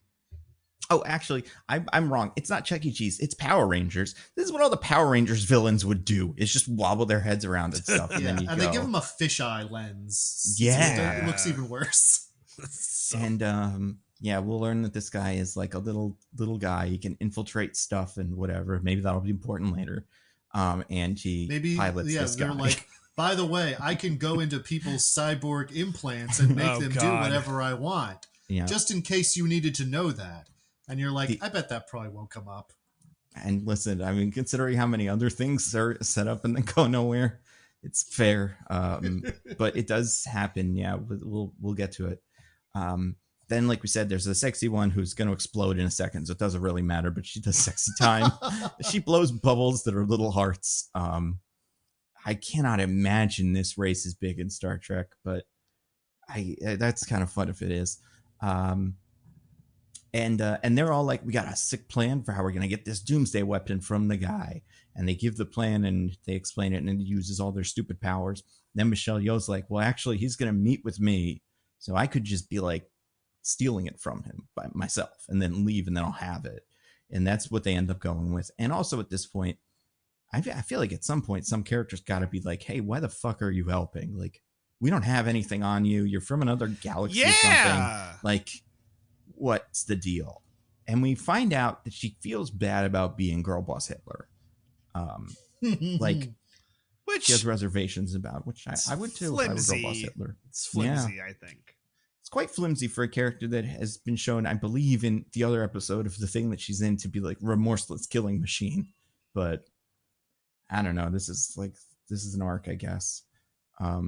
There's no sense though of why the turn happens. There's no like moment. Like, oh yeah. Well, no, there's nothing. I forget what movie we talked about this before. Oh, it was Renfield, where it's like the characters' turn where they became like a good person or like realized what they were doing or wrong happens before the movie. And we're just seeing them acting out their new desire to like be better. That's right. And so it's like, that's the interesting part, movie. The thing that makes them decide that. Yeah. I'd rather see that. Especially if your character is girl boss space Hitler. Like, that's an arc. I feel like if you can kind of skip some arcs where you're like, oh, why did this guy become good? I don't know. I guess he was always kind of good. But this one, it's like if just fucking, I don't know, Thanos showed up in the next Guardians of the Galaxy movie and like didn't just join the Guardians of the Galaxy, but like started rooming with She-Hulk and stuff. And was just like that cool. And everybody was like, you know what, Thanos, I used to not like you, but then whatever happened off screen happened. And now I think you're pretty cool. It would feel pretty like, strange. They honestly like barely mention it even. Like, I know there's a point here where they're like coming up with a new plan where the other people are saying like, we can't trust her. And then the reason they give is like, because we were mean to her earlier or something. Yeah. I forget exactly what it is. And it's not because she's Space Hitler. Yeah, well, like they move past that so fast. Yeah. And it's really weird. It's very strange. And I think partially because I have no connection to this character, it feels weird. But I imagine it must be much weirder if you do. Like if you have seen the episodes about this guy, this is like such a strange choice. Imagine if we were watching a shitty streaming Star Wars movie where Emperor Palpatine is this character and like this sort of plot. Crazy. And it's just like the comically evil frogman is now just like, I would like to help you, assist you in capturing this super weapon, you say. Honestly, now that you mention it, like this feels like we are living in the universe that Robot Chicken takes place in, where there is a real universe where this movie came out and it was Guardians of the Galaxy, and then they also were making fun of it by making it this. Like we are experiencing that, which sucks. It's bad. But then they do this plan. So the plan that we're going to come up with is phasing discs, you guys. They're a special thing that she got from a friend once. And what it is a little circle that you clip onto your belt or whatever, or a thing. You can clip it onto a thing as well. And it lets that thing phase out of the molecules and stuff. How do you control it? You just let it do its thing. How does it know where to stop? It does. It just figures it out. How do you not fall through the floor to the core of the planet? Yep. Don't worry about it. Yeah, TJ? Yeah, thank you for, so a lot of things I was watching in this movie, it's like, well, I don't want to make fun of this if it's like a core part of like Star Trek, but I assume a lot of this wasn't. And I assume this is one of the things that wasn't. Yeah, I don't know. I can't imagine it is because it's so dumb. But I feel like if it was, it would be something that's like probably like Section 31, used once, kind of forgotten about, and serves some purpose in a mythological sense, or like it's a metaphor. Exactly. As opposed to like a temporary superpower. Right. Because then the question is, it's like, why aren't these everywhere? Yeah. Right. And there's a lot of obvious answers why they shouldn't be everywhere, but the movie kind of ignores them. And like, it also is just stupid though, because it's like, what does doing this accomplish that just like punching him in the face and taking it would? Right. Yeah. Yeah, it's not like this guy's gonna like go like, they phased it out of me. Well, so shucks. Yeah, that's how they get you. Yeah. I guess I got and then leave. Like, yeah, their plan before was gonna be like, I guess shoot him with lasers and stuff or whatever. Little robot man kill him. But now it's like, I'll throw a disc at the thing, and then the thing will vibrate out of his hand and land on the floor. And now I'll get it. Land on the floor. Right. To this point, not fall into the core of the earth. Well, she's built her club so that the floors vibrate at all frequencies. That's because nice. She knew about the falling through the floor to the core of the planet problem. Mm-hmm. I feel like these would be a cheat code. And, there's like later in the movie, it's like, just use the phase. Just use the phase. It's a great point. Also, never comes up again. No. And like, thank you for phasing. What is the limit on phasing? Could they have phased the whole ship? So it's like, we can't be blasted because we're at a different phase. And I'm like, is phase a Star Trek thing? I don't want to yell at this movie for being like, well, that's stupid. Like, no, man, if they were like, This is a sci-fi idea that comes up in other stuff. The Flash is usually able to vibrate himself so that he can slip between molecules.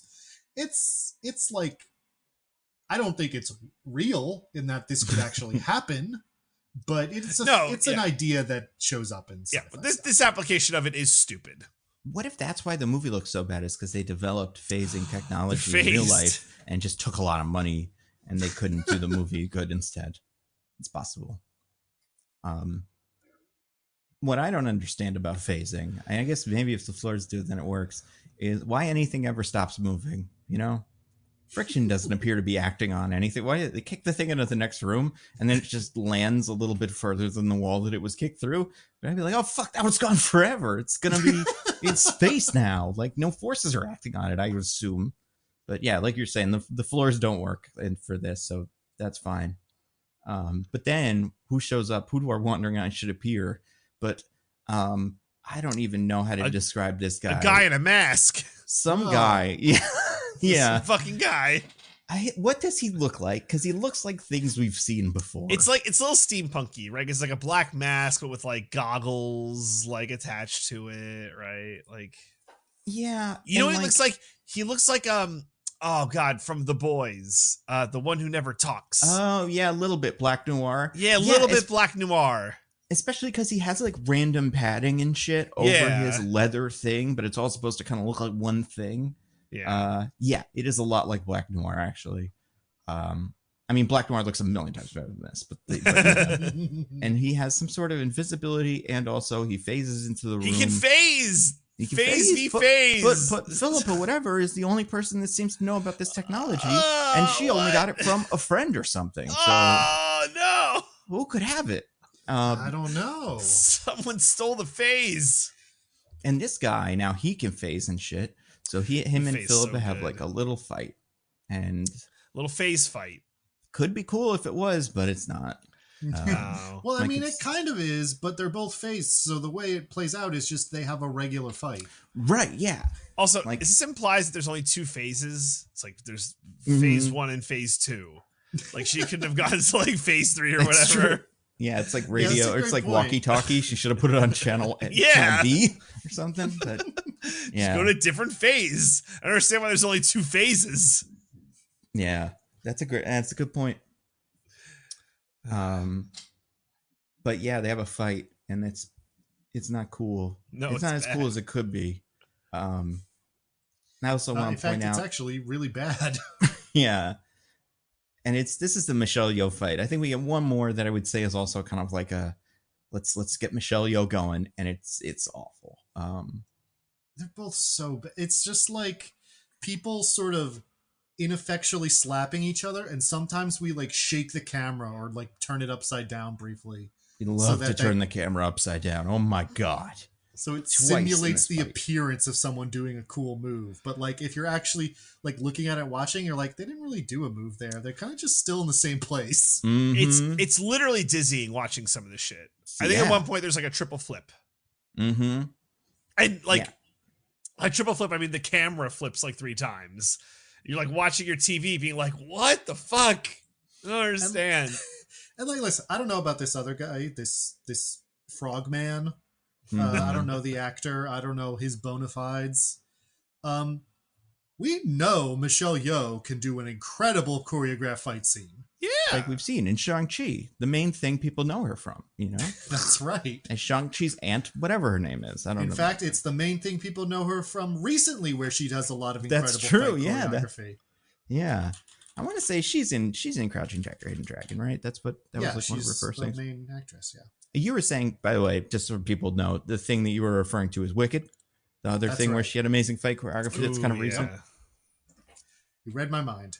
But yeah, so like we know she can do this and make it look really cool. So like we know it's not a problem of like the actors are incapable. They just didn't choreograph or shoot it well at all.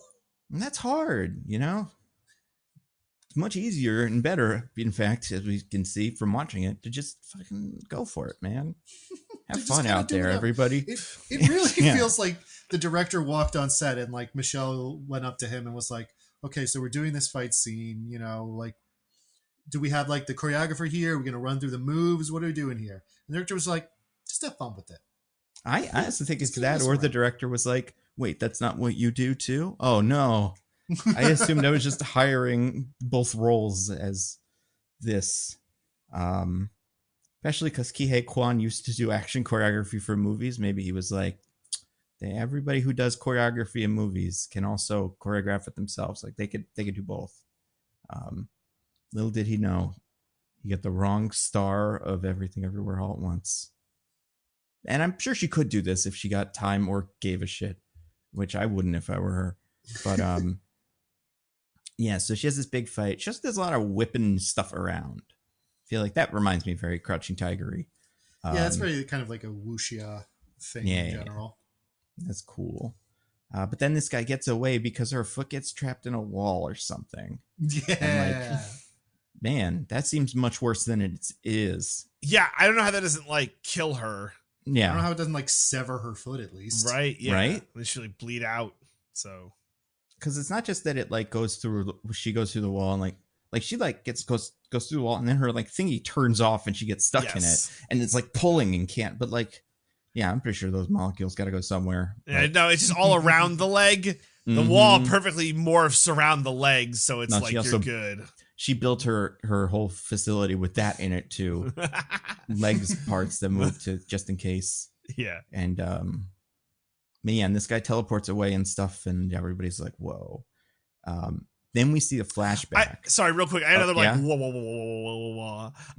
During this entire fight scene, when it like breaks out into like the general populous areas, like, you know, the guy with the half white, half black face is like, oh my god. Oh yeah, it's like, and then but the random like people who are there who are just like the customers of the club, they start like cheering, and it's like it's so weird. It's like you see a fight break out between the club owner and some masked frogman, and you're like, oh yeah, cool, whoa. It's like you're like running for your lives or freaking out. There's just like another day in the, well, I guess they're not in Federation space, but it's like, I guess that's why we're outlaws. We cheer when club owners get in fights with, like, as far as we know, some assassin. This guy could be here to poison us all. Maybe we should run. It's just really weird, like, watching it. Like, how, like, the intensity of the fight scene juxtaposed to the happiness of all, like, the background characters. It's so strange.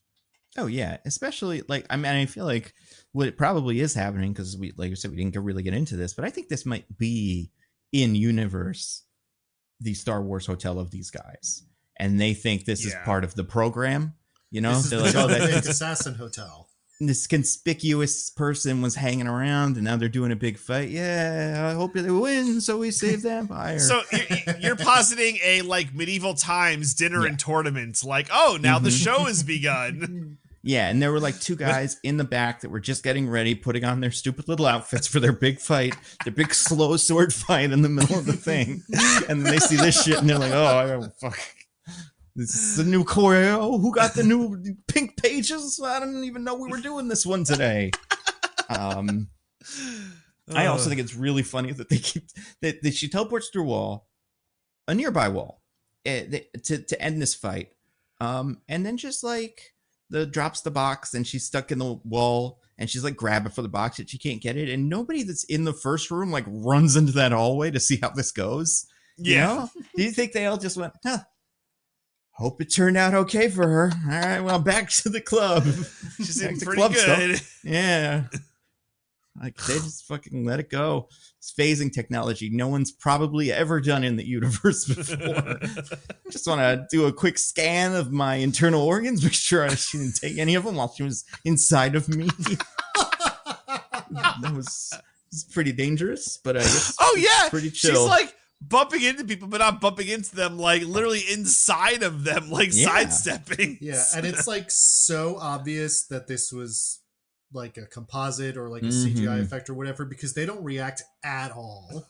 Yeah, like, you do feel like this would be fun if like that happened and the person walked back and went, ooh, like, you know, like a little bit of a reaction. Or if they were like flinching or like, like a punch goes through their stomach and they're like, whoa. Yeah, they just like, throw up violently. Every single one of them shits their pants after the hand goes through. That's why they couldn't run into the room, because they were all busy expelling everything. Oh, God. But yeah, so this fight ends, and now it's like a big fucking flashback. And you know what was interesting about this fight? It was a man, seems like it was a man, this frogman guy we're describing, the Black Noir. The you know who this really looks like is the henchman that's in the background of the Superman trailers. No one's gonna see this movie, so it won't matter. But if it did, if this hit, that would be really awkward for the Superman movie. But anyway, that guy, we're saying he's what, like maybe, I don't know, 5'10" maybe, and he's like an average build man.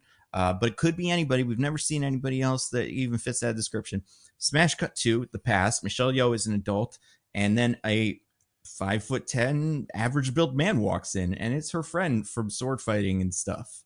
And he's like, I have a grudge against you, but very important, much like that show, Back in Action or whatever, he dies on screen. So he can't be the bad guy because he poisons himself, because all the guys that did this, made the super weapon, killed themselves because of how super weapony it is. Because she briefly gets a glimpse of the super weapon that was being smuggled, and she realizes that she knows what it is. Right. Now, can either of you describe to me what the super weapon is? Like, what's it supposed to do besides just kill everybody? Right, kill everybody with poison. Does it poison them? Poison. Okay. No, it was a bioweapon. No, what? What is it? It like causes a chain reaction explosion that like goes through the entire galaxy. Oh, okay. I thought it was like some kind of bio. Okay, sure. No. I mean, it never gets activated, so the engineers we'll never see it. Poison themselves, and so does this guy. Seemingly, because they're so upset about making such a device that would kill trillions of people, but it's like a bomb. Right. And Michelle Yeoh wants this so that she can hold the galaxy hostage in case they try to get her. Is that what why she has this commissioned at all? Yeah, I think it's like a deterrent for her. She's just like, no one will depose me, because if I'm deposed, then I'm going to set off the bomb that kills everyone. Smart. And then, this guy dies, and it's sad because she had feelings for him. But then she explains the thing that you were talking about. Then she kind of goes like, there's a super weapon and blah, blah, blah, and tells the group. What is the super weapon called? I can't even remember what it's named. Oh, gosh. Diggins, can you tell me what it's named? And then, DJ, if you can sign that by telling me what it's named. So Diggins, you first. Diggins, you start. I believe it's called the Godsend. Okay. Now, DJ, you said the same thing? Yes, the God's End. Wait, hold on a second. Oh, what? Hold on. One more time. Diggins? Godsend. DJ? God's End. They are similar, but they sound kind of different a little bit if you're really paying attention. And, I was. So that's cool, isn't it? They got it. They did a cool thing. Is this maybe the worst joke? Probably. It's so bad. Like ever told by humans. Oh, I think it's maybe the worst joke ever. Worse than whatever, anything you can ever think of. Yeah, I mean the fact that they like quadruple down on it too, like they like make the joke. It's like, wait, Godsend or Godsend? It's like, okay, we got it, but then they revisit it a couple scenes later, inexplicably. And also that initial joke is kind of like the way Nando did it, where they hit it a couple times before they're like, all right, let's move on. It's not just like one line. And also, like, it comes from the character, like we were saying, Robot Man, who I would say was maybe the least annoying one of the group before, because everybody else was really, really annoying. And so he's like, let me get some annoying in real quick. And he says this shit. On that ball. Yeah, I think I can add something to the table. And what we're gonna learn is they're stuck on a planet or something. Well, they don't know that yet. They went to like a safe house for Section 31 has on some like abandoned planet. Yeah, and they took the guy hostage too. The guy that brought them the thing. And what does he tell them? I cannot remember. He says, they figure out that he's from the mirror universe where Michelle Yeoh is from. Right. And so he's like, I'm from the mirror universe, and you said you wanted the Godsend destroyed, but I found it because I worked in the super weapon warehouse in the Empire. Yep. So I took it, and then I also knew somehow about this ion storm that periodically makes a portal from the mirror universe to this one. But then when I got here with the super weapon, I said, I want to have a lot of money so I can have a good life in this new universe I escaped to, because my old universe sucks. The Terran Empire ruined everything. So what I'm going to do is I'm going to go to the portal again and sell the super weapon back to the Terran Empire so they can destroy this universe I want to live in. Yeah. And, cool. You know, this guy sounds... Yeah, that's what he says. There's just so many levels in which the plan doesn't make any sense. Oh, yeah, it's insanely stupid. And it's also like, I feel like you don't need to have the super weapon, right? You just need to have the box of the super weapons in, because no one ever activates it, right? Like, it's just a deterrent. Ooh. Just say you have the super weapon if you're Emperor or whatever. That's pretty good. And if anybody tries to fuck with you, just pretend to press the button. Yo, I got it. I'm gonna... Oh, you don't think I have it? Well, I'll show you. And, like, the reason they give is, like, the Empire's universe is, like, falling apart. They've, like, ruined all the planets. There's no more resources. It all sucks. And so they're like, so they're going to invade by destroying the universe. And I'm like, how does that solve the problem? Yeah, that's a good question, because if they destroyed it, they wouldn't have the stuff from it. It's a good question. I do think at some point Michelle Yeoh says it would take out a whole sector, so I guess there would be a lot That's true. of space left. Yeah, I guess they wanted to use it to probably kill the Federation, and then they would just get the rest of the stuff in this universe when the Federation's dead. That's probably what the explanation is. But it doesn't matter, because like all good action, or like all good scenes in a good, well-written movie, an explosion interrupts everything, and then their ship crashes, and then they're all like exploded. Which means no one knew they were there except for them. So they had a mole or something. A mole, like the show The Mole. Who, Diggins? Who, Nando? Who? And yeah, who, Diggins? Who? So I just want to blah, blah, blah, blah, blah, blah, blah, blah, blah, blah. Yeah, I'm going to read out. And what it is, and they determine this as they're kind of describing it as standing in a circle, as they're like, someone needed to have done this and this. They needed to be at two places at once. Now, who could be at two places at once? Is it the shapeshifter, the stuck-up Starfleet officer, the robot guy, or the sentient germ who can be in two places at once? Who is it? Which one of us betrayed us? And they really convinced me that it was Sam Richardson, because he's so weird, because they're all so weird. They all constantly act like they did it. But no one ever once questions the sentient germ guy. And when did you figure out it was him? I mean, immediately. I mean, it's unfortunately only right before, but when the mech man screwdriver kills himself, I'm like, oh, it was the bug. But like the movie does this weird thing structurally where it's like, who could it be? And then they have the evidence, and then a second later they're like, we figured out who it is. Like, there's no tension. Yeah. It's very rushed, which 90 minutes. There's also like, sorry, you go. I was just gonna say, and someone stole what they find out before that Robot Man gets killed. Someone stole like the special crystal core or whatever that they need to make the ship work. And that will eventually turn out to be something completely different. So that doesn't really make any matter. Like, that doesn't add into this at all. Yeah, this was a whole episode in the show. It was probably like episode 4 ends with we have a mole, and then 5 it's like a whole thing, and then maybe by 6 they figure it out. Like, this was a whole mini arc in the TV show, but here it's just like, nah. I'm gonna do it real quick.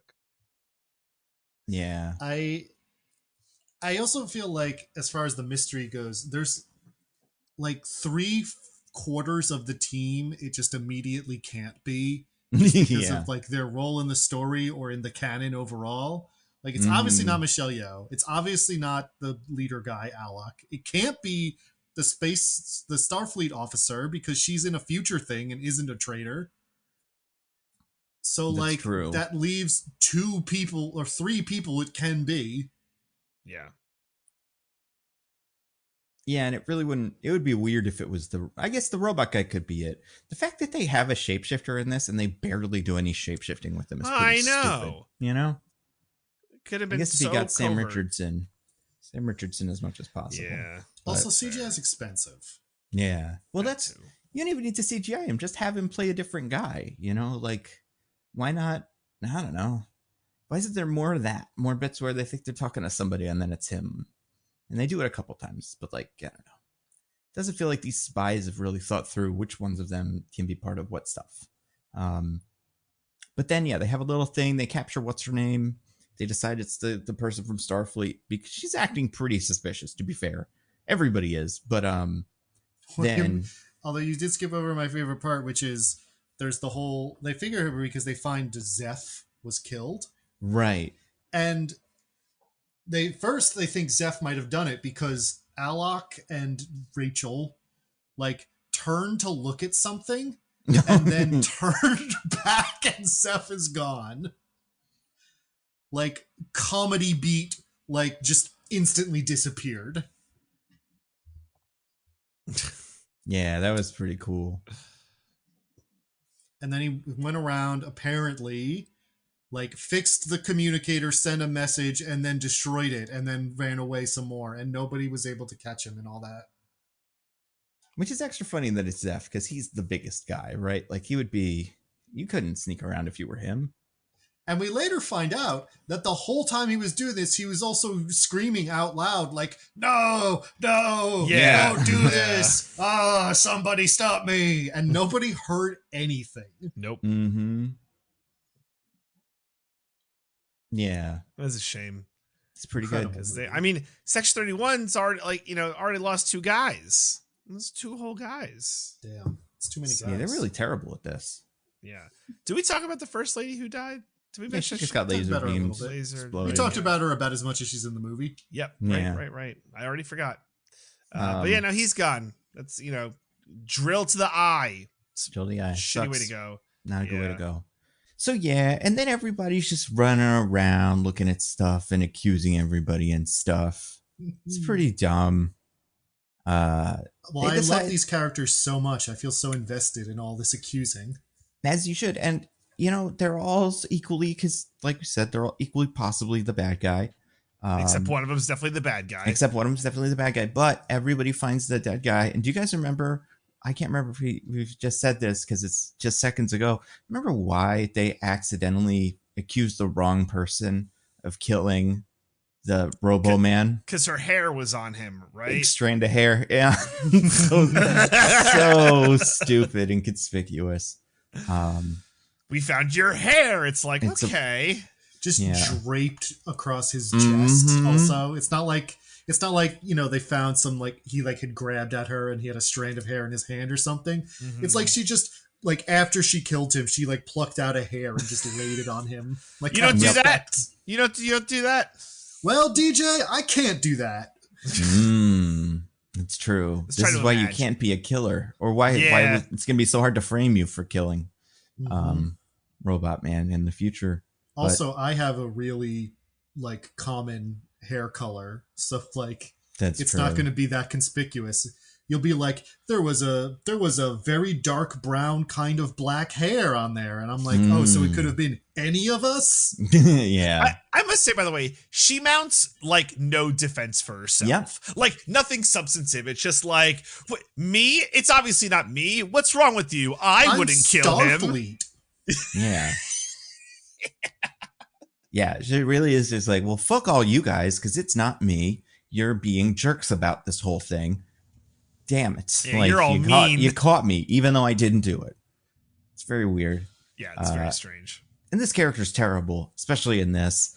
Like, she's about to become much worse, but this, like, I could see a She's world about to where... become some sort of 2-word phrase, I think. Nope. We're not saying it until we have to.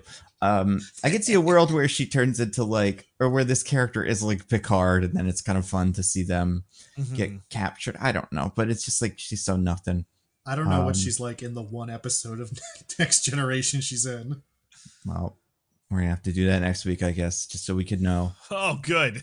So we're gonna have to do an episode of Next Generation, and of course the 3rd episode of Joey. And of course, the 3rd episode of Joey. Yeah, That's good. which, That's good. if I had seen it, I would know it's gonna be real sexy.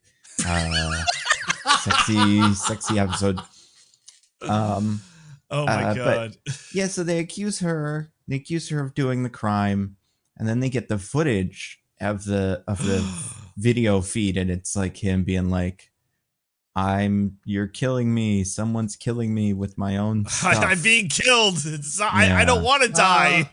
I do not enjoy that I am currently being killed. I think it is rude that you are killing me. Yep.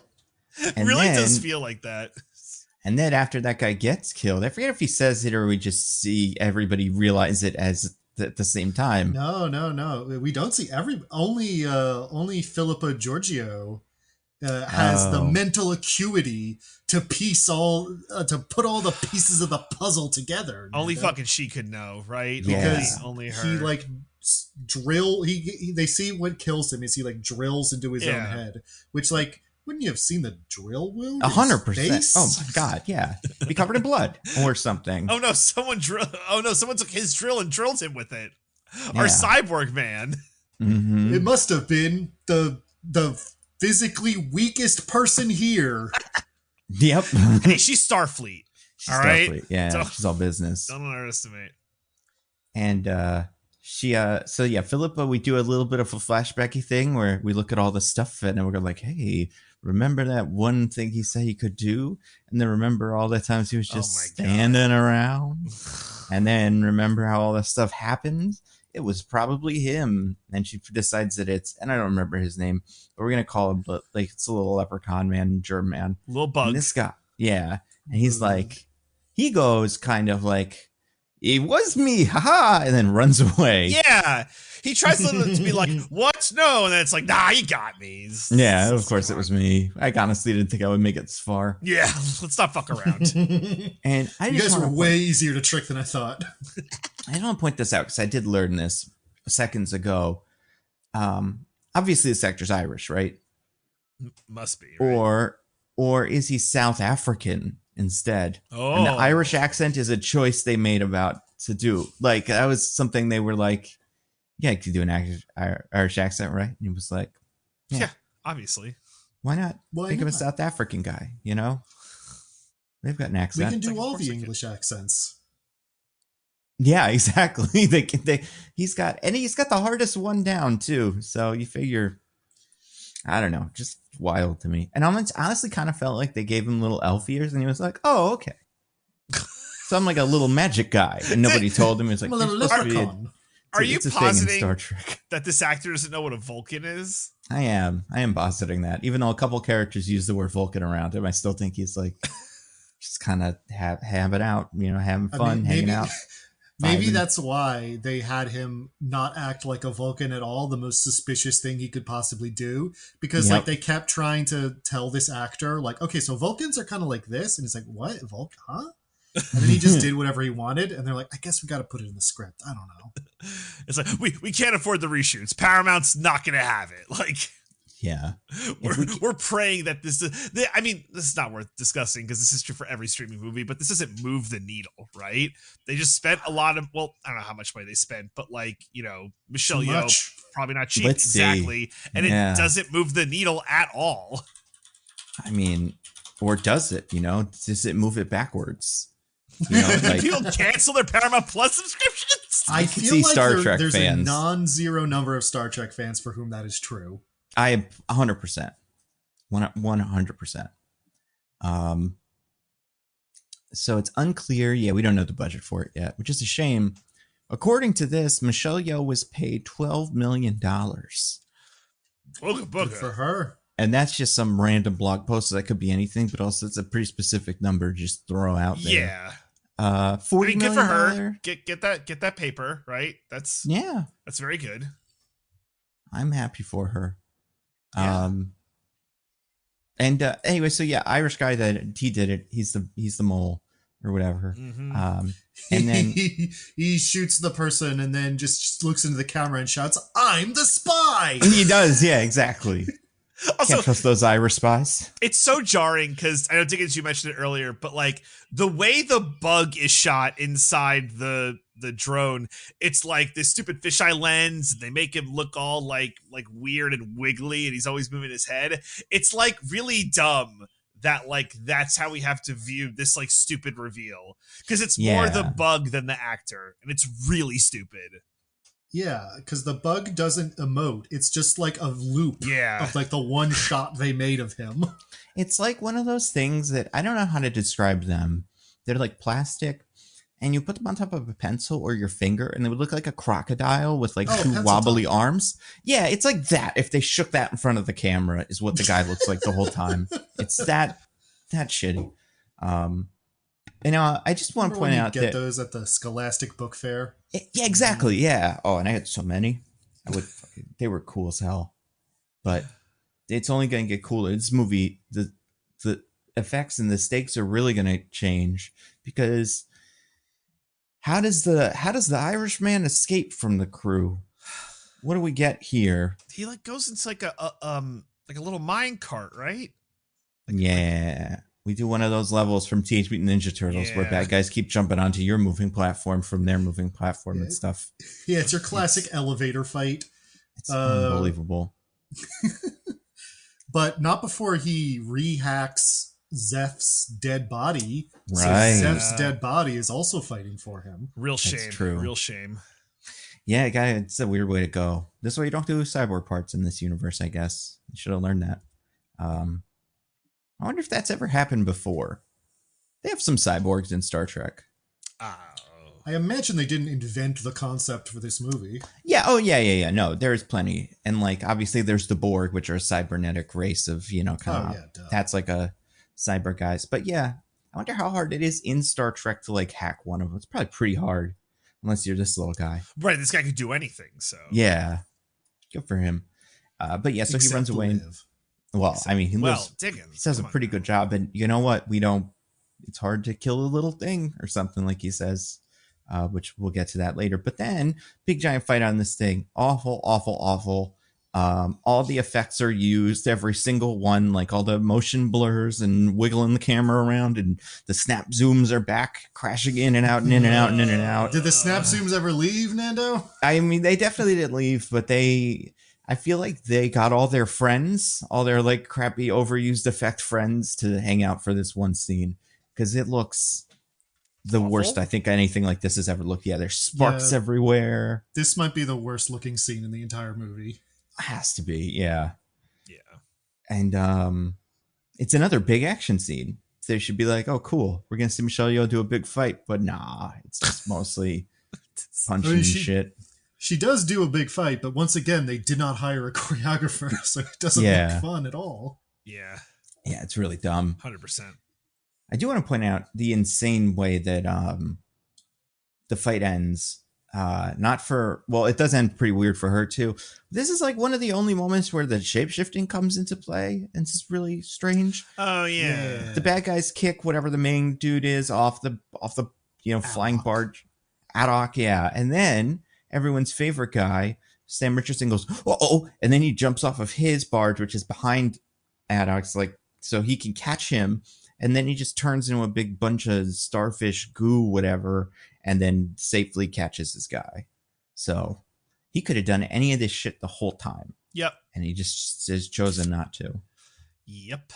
Sucks of him to do that. But so then it's only Irish guy and Michelle Yeoh. Irish guy just fully tosses Michelle Yeoh off this thing when it's like 500 feet in the air. And then she's dead. And he's like, good, she's dead. This he like looks over the thing. Elevator thing launches itself like into the stratosphere for no clearly discernible reason. Yeah. But then she uses her power of Scarf to climb back onto the thing somehow. He doesn't see it and stabs him. And it's like, fuck you. I won. You lost. And then teleports away and it's all fine. It's a really stupid ending to this. Nando. Right. Yeah. Forgot. There's another thing before he teleports away, which is our Kyle Chandler moment. Yeah. Is what the future cube wants me to say. Because it turns out that guy from the past who's supposed to be your friend, who's supposed to be dead, he's the real villain, and he's not dead. No, that's right. Now, okay, so now we kind of have the whole plan, kind of. Mm-hmm. Can someone explain it to me? Fuck, because I still don't understand what It blow up was. a bunch of planets. I will say what it is to the best of my knowledge. Okay. Good luck, And sir. I am pretty sure the parts that don't make any sense are the movie and not me. Yeah. No, I think you're right. But I need to hear him. Yeah. So, San is his name, I think. Sure. Yeah. San. Yes, it is San. He apparently faked his death by doing the classic Princess Bride, taking a bunch of poison, or taking little bits of poison for a long time so he could fake his death. And I'm Aren't like, you guys working on that by now? Because I should have started. Yeah, I'm really that's a good behind. point. It's like investing. I'm like, It comes oh, up man. too often to not. I know, but like I'm gonna be like, even if I started today, I probably wouldn't be like 80 until I can actually do it. Yeah, you know? I don't think I'll be good at it. I'm probably not going to try. It's too much work at this point. I get it. But look I'm how kind of cool trying it to is. do that by living as unhealthily as possible. Right? So like yeah. my body is probably just like full of problems. Toxins, yeah, a lot of Yeah, there's- McDonald's, Toxins just- and yeah. Yeah, So you're gonna hopefully go. that will make me immune to all the bad stuff. You're gonna have a showdown with someone where like you both have a cheeseburger or something, and then yeah, the cheeseburger only kills the one person, but then Yep. you're That's it. okay. But yeah, so he faked his death, and like I don't know, he still would have had a pulse and everything, right? If he was just immune to the poison, Mm-hmm. like I think Didn't the he way like to do this is bleed he didn't take too that. or something? Yeah, he was bleeding out of his mouth. Yeah. For me, I was like, I feel like the thing you do here is you take a poison that just like puts you into a coma or something instead of Right. kills you, so you seem dead, Mm-hmm. and then your guys wake you up later. Does he have guys? He doesn't seem to, because Wisp or whatever, Fuzz, I forget his name. I think it's Fuzz. How about He's the the Irish only guy? person who ever seems to be working for him in the entire movie. Yeah. What about the guy with the other cybernetic parts that they captured that they were gonna hack? Well, he was just gonna sell it, I think. Oh, okay. Yeah, Like he didn't work for him. that's true. But Yeah. anyway, okay, so somehow, in the time since that happened and she left the mirror universe, he is like in charge of the Empire now. Mm-hmm. He's the new emperor, or he's trying to be the new emperor. One of the two. Mm-hmm. Regardless, so he has instigated this plan of like getting the Doomsday device, which he knew existed because he's the one who delivered it to her. Right. So that they could use it to blow up a bunch of the Federation and then take over this universe. Right. Mm-hmm. And when he does that, he will be able to make the Empire not evil like he always wanted. Right. After killing trillions of people. Yeah. I guess Okay. like this movie never made any like never Effort. pretended this guy was smart Oh, or okay. like had thought this through at all. We've only Sure. spent like maybe 2 scenes with him outside of scenes where he's like a faceless ninja guy with like his his phasing technology and shit. So really all we know is that this is some guy who was a child soldier for a little bit and then was the slave to Philippa for her whole life. Probably didn't get a great education in general and like didn't have great, critical thinking skills. Probably like if I hold the thing, then I'll win. And then that was his plan. Now how'd the bug get involved is my question. Did he call the bug? I guess he also learned about this ion storm that lets you travel to the regular universe from the mirror universe, and went and somehow got a mole in Section 31, a secret organization that most people don't even know exists. Right? Yeah. Yeah. Some issues there. And then and I can't remember this. I do think this is in the movie, but I forgot. What does the bug want out of all of this? I think in the final fight scene where the bug is just sort of like yelling like, I just want all of you to die because when you're really little you can survive big explosions, so then it'll just be us little guys, Right. He yeah. does living make in an that empty point galaxy where we have no resources and we'll all die. Yep. Oh yeah. So yeah, that is the Pretty big twist. stupid. Really stupid. Mm-hmm. And yeah, really makes you guys all a little sorry for all the things you've said about how bad the Marvel multiverse is, because it could be worse. It could be much worse. You're right, Nando. Yep. How foolish we Absolutely. were. Flash, not. even not even as bad as this. I don't take back a word of it. Yep. You think Ant-Man 3 was a pretty good movie? Made a lot of sense. Listen, just because like Ted Bundy exists doesn't mean I don't think a guy who murders someone is still bad. Well, okay. Agree to disagree. But also, is Ted Bundy still alive? No. Right? No. I don't know. No. Somebody should check. No. They should check, but no. On him, just in case, even if he poisoned Nope. himself, because then you He never know. died 34 years ago, 36 years ago. Ooh. Yeah. Well, there Is you this go. like a conspiracy theory situation where you're like, no, he's alive. Yeah. Well, did Like, anybody see? Did anybody check his pulse after he poisoned himself in front of all of us? I didn't. Right. No, Could be anything. we are entering Elvis territory where it's like, even if that were true, there's no way he's still alive. Yeah, right. Yeah, It's true. Hitler, Venezuela, whatever. Mm-hmm. Well, you guys, then it really kicks into high gear, because then we got the end, baby. Oh my gosh. But they're like, well, fuck. Well, we can't get off the island or wherever we are, this planet or whatever, because the whole thing's broken. And then the main guy's like, no, it's not. I stole the component that I pretended was stolen first, because I knew one of you guys was going to try to steal it, because I knew we had a mole, and I hid it over here. And everybody's like, oh, okay. And then Pretty they sneaky, sis. yeah, they just fly away, and they're all good to go do the big fight. Does what he did make any sense? No. Like, right? There's no way. I guess the idea is you trick the mole into thinking that they're trapped when they're not. right? But, I don't see how that's a huge advantage. Yeah, especially when the other guy has the super weapon at that moment, and you're doing your little bit. It's like, probably gotta get that super weapon as quickly as possible. But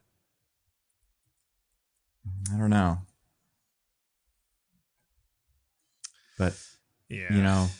Speaking of that, he's got his super weapon. He's doing his little bullshit, and then we got to go get him. So they fly this thing. I think we learn from one person that it is like a garbage ship or something. So it's like a little garbage scow is what they call it. Yeah, so it's got a garbage tractor beam that they're going to maybe use at some point as a weapon, but also more importantly, they're going to teleport our main characters onto his ship, and then they're going to do a big fight, a big martial arts fight. And Poorly choreographed once again. yeah, they tried. Wasn't teleporting people onto moving ships a really complicated and dangerous thing that didn't exist until Scotty figured it out? Right. It was like a whole thing. Right. I don't know. Yeah, that's a good question. I know teleporting someone. I think that. Are you thinking of what they do in the movie? Yeah. That's like a whole plot point. I think that specifically is teleporting onto another ship in light speed. I think you can teleport onto another ship as long as you know where it is. And it's probably still hard, especially if it's not a ship that wants you to teleport onto it. I think that's doable. I don't know enough about Star Trek to say. Yeah, I'm not positive either, but I think that's what's going on there. If we have any gosh darn nerds in the Discord who love Star Trek, they'll tell us. Even after this, even if you let us haven't know. burned all your action figures and sketched all your plates.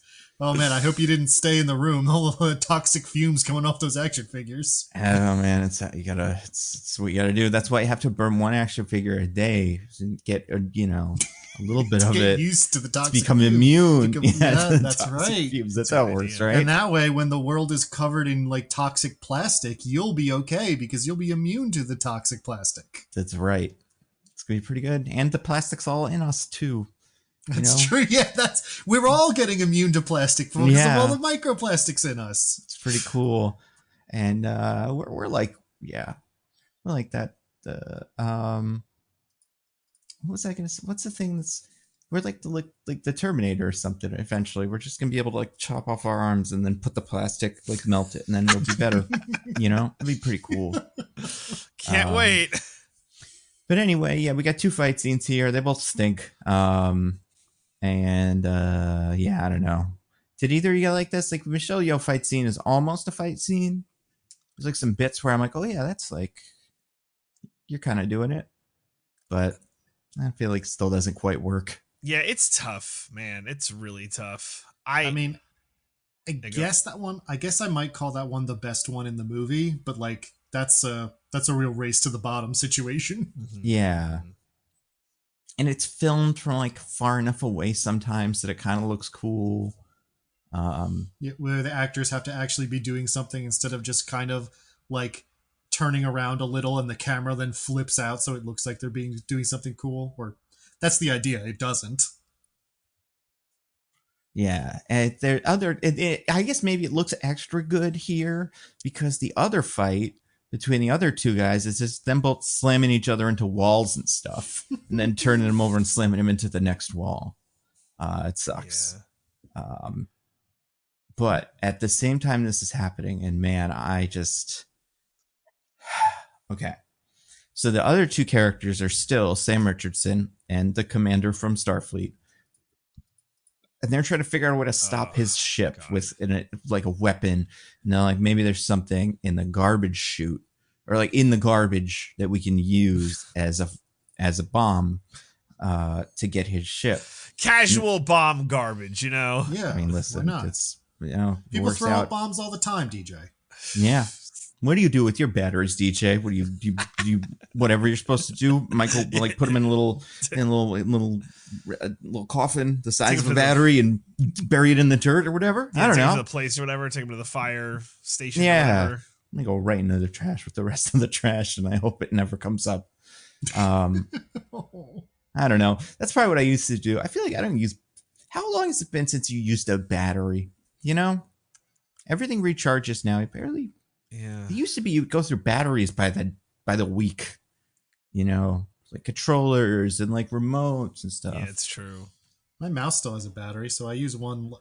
I have to replace it like once every 6 months. See, even my mouse recharging, so even my TV remote can either be charged via USB-C yep. or on the back it has like the little light panels, so like my lights can just charge it. Oh, cool. Yeah. The future is now. You gotta show me this. I want to see it. Yeah, no, but, come over next. I'm gonna be looking at the whole thing. People are gonna be like, something's wrong with him. Like, he just got in the door, but he is so high. He's just sitting in the corner staring at the remote control.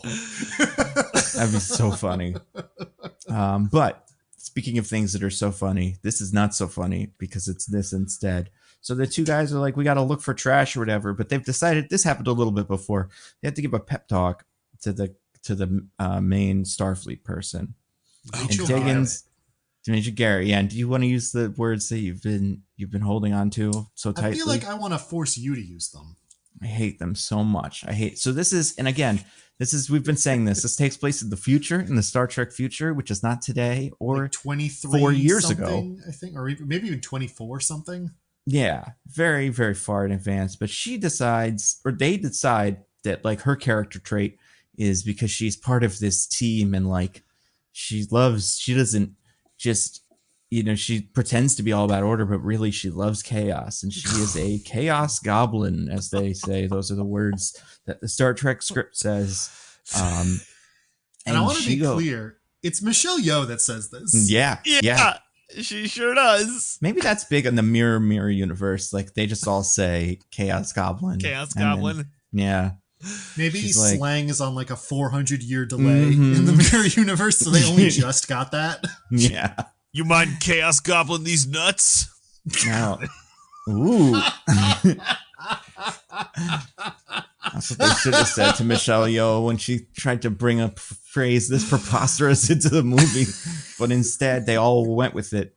And then this character gets what I think is maybe one of, not like the worst, like performed line of ADR in the history of ADR, but a line that I had to rewind Madam several Web is times. right over there, Nando.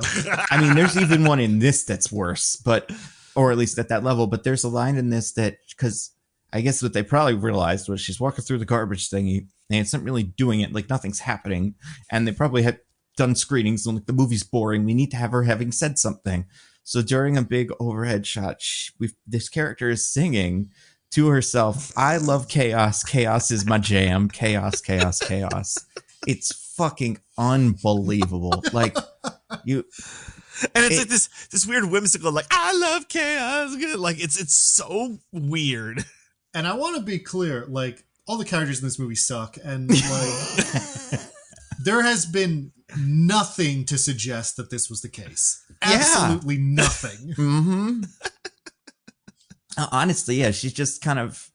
I mean, yeah, it worked. Maybe you could have just convinced this character of anything, but I mean, fuck, she really takes it. It's like her whole thing. If she doesn't say the word Chaos Goblin in the Star Trek episode she's in, then they got to re-edit it or something, because that's all. Yeah, that's a really good point. Says.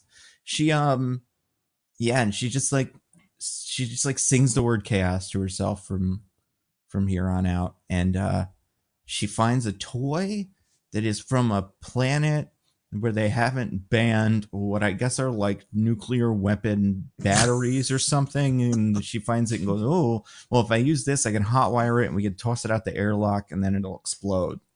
And that's her chaos solution. Yeah, I guess the thing with her that was so interesting here is like by this point, everyone had been the most annoying guy except for her. I'm like, how is she going to be the most annoying guy? And then they had to have her step up. She puts in so much work at the very end to be perhaps the most annoying member of this team.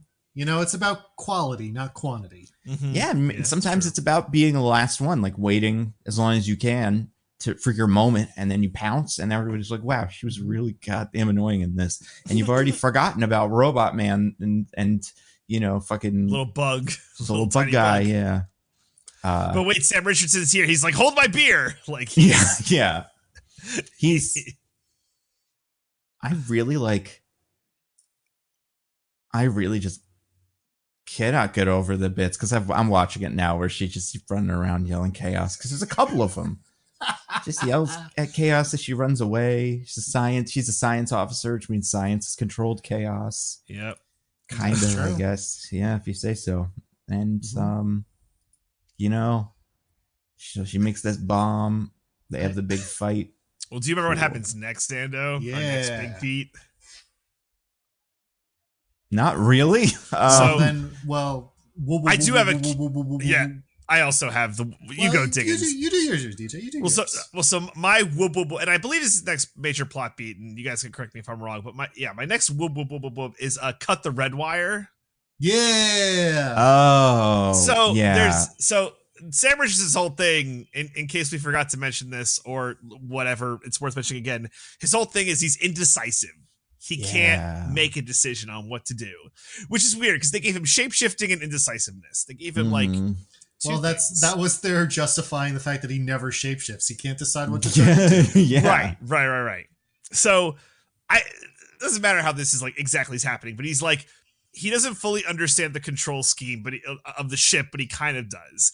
And basically, the point that they get to is that he's like, okay, I figured it out. I can either open the hatch, which will let out your bomb and will blow them up, or I'll initiate the self-destruct sequence, but I don't know which one to pick.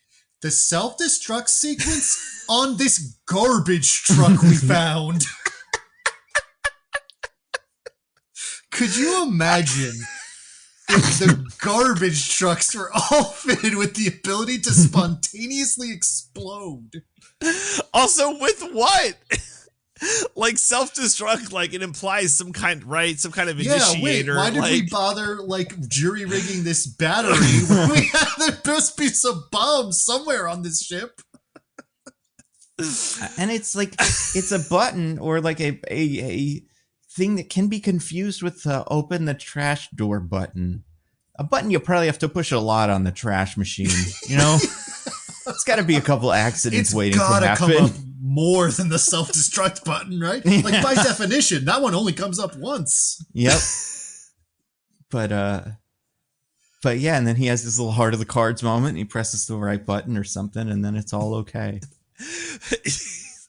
Crazy. Yeah, this stunk. It's bad. I can't believe. Also, that was their like redemption arc for Sam Richardson. It's like he made a decision. Yeah, and it worked out. Well, and also I think the point of the decision is stupid, or like the way that even the decision is put together is stupid because, and Chaos Goblin says this, like, we're going to explode either way. There's a bomb on the plane right now. So either you press the button and we accidentally explode and we're fucked, or you press the button and it's the wrong one and then we explode anyway. So like there's no, the only like pressing no button will kill us too. And that's a good point. Yeah. You know, you got to press a button. But yeah, then we get the big fight in the like other thing, his fancy just plane. To be clear, they released that bomb because the bugs in his ship chasing them and trying to blow them up. So they blow him up instead by releasing the bomb. Right. Yeah. And we have heard him say, you know, maybe he won't explode, but then he does. We're like, nah, he probably died in that. But then maybe he didn't. But as far as they know, he is dead. I do want to point out something we haven't really mentioned about the ship. So the bad guy is on a spaceship that is a chair and a humongous room. Yep. And then just nothing. A bunch of like kind of diagonal panels and stuff. But like, this is for doing fights in and nothing else. It's a big old boss chamber. It really is like a final destination. Listen, when you become weapons. an emperor, you like have to install a boss chamber. Mm-hmm. Because like anytime someone's gonna dramatically confront you to like try to end your evil reign, it's like if you're just in like your regular audience chamber, like it's not even that impressive. Like there's just a chair, there's not a throne at all. Yeah. There's no piles of skulls or anything to let them know like how evil you are. It's like it's just embarrassing. Yeah, it's true. It's true. It's a great point. And it's how you rule fear. And you know, then this you is can do covered other stuff. in Machiavelli. You know, You got to have your evil throne room. It's a good, it's good to have. I feel like I haven't seen. I mean, I've seen whatchamacallit, right? What's his name has like a pretty good. What do you call this? Bridge usually. In Star Trek, they have like the bridges, but then the bad guy, Ricardo Montalban, in the second one has like a pretty iconic bridge. I can't remember what it looks like now. I think it's got some guys though. This guy's got no guys because extras are expensive. Yeah, and, it's a bitch. Yeah, it is. You don't want to pay. I mean, you got to pay $18 million apparently for Michelle Yeoh, and then another $50 on that one chase in the like sewer, and then you've only got $20-ish million left or whatever. Could have run out. Yeah, and this so I just want to go over the actual end of it. So the super weapon's going off. They beat the guys. Both of them beat their guys. So then everyone's fine. Like they don't have to fight them. Michelle Yeoh has her little moment where the guy's like, "I love you," and we're like, "All right." Yeah, she accidentally kills him. Like, his throat gets slit. Now he's actually dying, and she's like, "No," and he's like, "Now that I'm dying, I can see that I was wrong." And I'm like, "How? In what way? What has changed?" I lost and I'm dying, and that means that whatever I was doing probably was bad. And I was wrong to have not cut you in on whatever this plan was or something. A fucked up dog. Yeah. And but then they have the doomsday weapon. Yes, it got accidentally turned on during the fight. Yeah. So that means that it's going to go on or something. And we have this Here's the thing that's confusing. They repeatedly state that there's no failsafe. Once it's turned on, it has to go off. There's no stopping that. When it gets accidentally turned on, at a certain point, it stops and goes like awaiting biometric confirmation, which can only be given by her, like touching it. So I think if she had never touched it, it never would have gone off. That makes sense. Then wait a second. Wait, did everybody know that, or did she just know that? I'm not even sure she knew that because nobody says it until it just happens. So that means this is not one of those classic movies where if everybody did nothing, cool. We all would have been fine. None of this happens. There would be no super weaponing, and they say. Mhm. Also, I guess she didn't touch it before because she touched the box, but she didn't. But if she had palmed the super weapon while she was in her, I guess she would have turned it on and done the confirmation. Yeah, exactly. But you could go like turn it on and then toss it to her, and before she figures out what it is and catches it, and then it's like, oh, fuck, and then you go. But then they have to go down with the ship, kind of, or whatever. And there's a very dramatic sacrifice where Michelle Yeoh's character and the other guy, I want to say his name is Aldi, Elok. They both resigned to their fates because Elok has also kind of gone over that he's also kind of a bad guy. I can't imagine he's a Space Hitler level bad guy, but he's like done Black Ops stuff. So he's like, there is redemption in you, Michelle Yeoh. And they both die on the ship that explodes and destroys the whole whatever like portal cluster thingy. It wasn't clear to me exactly what happened with that because they're going through the ion storm like as the bomb is about to go off. And I couldn't quite tell if it was supposed to be that they set it off like in the middle of the portal and that like collapsed the portal and that was it, or if they sent it into the mirror universe and just killed trillions of people there. Yeah, right. I have to assume it's the first one because that's so funny if they didn't do that. And because the mirror universe, I can't remember, was there an army waiting on the other side of the portal? They never say. Okay. Yeah, because then that's probably not. Yeah, because then it would just kill a bunch of people that are just randos. Like if it's the army on the other side of the portal, then you could be like, oh, well, you can kill all the bad guy army. That's probably for the best. But since they didn't do that, I have to assume they just blew up the big portal. But I don't know. And it doesn't matter because they didn't actually blow up. And in a really, really confounding little bit, everybody's sad that they died. And then they wake up like Chaos Goblin wakes up and then they're not dead. Mm-hmm. She's like, I thought you died. And they're like, nope. And then it's like just the end of the thing. 5-second fake out at most. Yeah. That's every fake out of this movie. Or like everything is like, oh, it's wait 5 seconds and then it'll take care of itself. And they're like, I just, yeah, it's weird. But also at this point, the movie's like super over. So who gives a shit? Yeah, who gives a shit? Yep. Yeah, exactly. Like they don't even like have like they have like a little bit of like a celebratory hug, but most of them just kind of pat each other on the shoulder and are like, way to go, buddy. Good job. Save the whole universe. Sick. Good job, buddy. Yeah, we did it. Yeah, awesome. And then they meet back up. Oh, sorry, you're going. Then we have a little, 3 months later or something, because we got to see what the epilogue is. And we want to know what happened to all these classic characters. And yeah, we got another, mission on the big giant spinny thing, which Michelle Yeoh, I guess, still owns. But I don't know why she wouldn't. Yeah. But like she's part of Section 33 now, I assume. The Section 31. Oh, right. Yeah. She's part of Section 31. And then they're like, having a new mission. But I guess they would like, does everybody else at Section 31 have a day job that they get recruited to from missions from? Like, does this guy show up at your like office and be like, it's time for Section 31 mission. And then you go, so bye everybody. And you go with him. Because that's what he does with Michelle Yeoh. Yeah. And he's already got the other members of the crew when he gets to her place. But Nando. Yeah. Who gives them their super cool, awesome mission briefing. Well, and like I said, everybody that was from before is at this thing. I do want to point out really quick, we do get the introduction of the Spock Bot 2.0 wife of Bug is now on the team. Oh, and it is a Southern accent person, like a Jiminy Cricket style, just like another voice this actor just cannot really do. And maybe that is the fun of it. Maybe this is just this little germ race is like a race of people who are too confident in their accents. Horrible accents. Yeah. Like you think the like special thing about them, like right. The Star Trek race has like one quality is that they're little microbes, but it's actually that they're just really bad at impressions. Mm-hmm.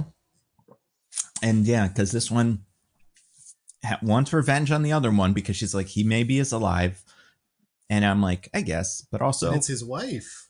but it's his wife. Yeah. And she's like, "Yeah, but I get that little scoundrel." But then like we're saying, the last straw, the final insult, as the Naked Gun movies would say, spin, woo, woo, woo, woo, woo, woo, woo. Just in case you forgot this movie was bad, here's Jamie Lee Curtis. And Jamie Lee Curtis, now she shows up and you fall on the floor. You can't believe clocked it. her in the intro. I could tell that was her when she was doing her little spiel. Oh, really? Oh. Yeah. Part of me was like, has she ever been in these before? I didn't know, but then I'm like, never mind. They probably like and I think the Red Letter Media guy said that she's probably just friends with Michelle Yeoh from that other movie.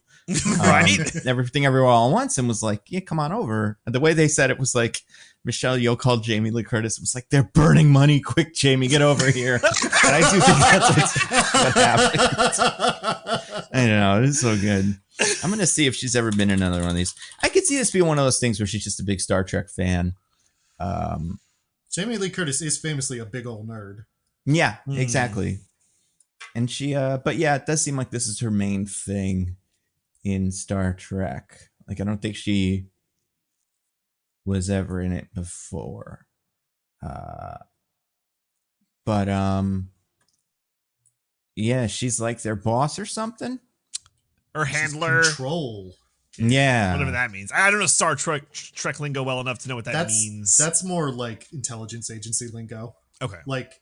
Oh, I see. Okay. Like, control is usually a term for not necessarily the director, but like a person in charge of the operations. Right. Yeah. And is she a like robot person, or like I guess my thing with her is like, is she a hologram, kind of like, who's a good example of this? I don't know, like an AI, or is she like a real guy somewhere? She's gotta be a real guy somewhere, right?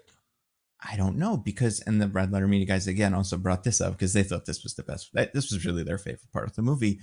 Like, there's a bit where she like glitches, but it's supposed to be a live call she has with them. Mm-hmm. But she like glitches from being in, and what they decided, and I think they're right, is they're just cutting different versions of this scene together because they couldn't get her to do more than 3 takes. Absolutely. But it would suggest that she's not really a person. She's just like an AI doing that. And if that was the case, I figured they would give her robot parts, but maybe that's, I don't fucking know. It doesn't matter. It's weird. She also has like kind of got a purple hue to her, but I can't tell if that's the, like, if there's purple guys in Star Trek or not.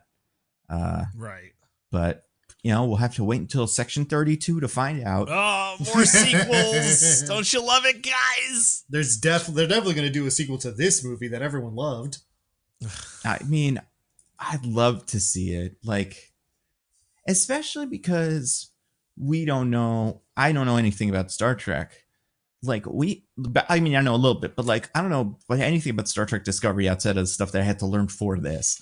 So we are like that fan who goes into Endgame having only seen the Ant-Man movies and goes, yeah, I guess these are like his friends. Cool.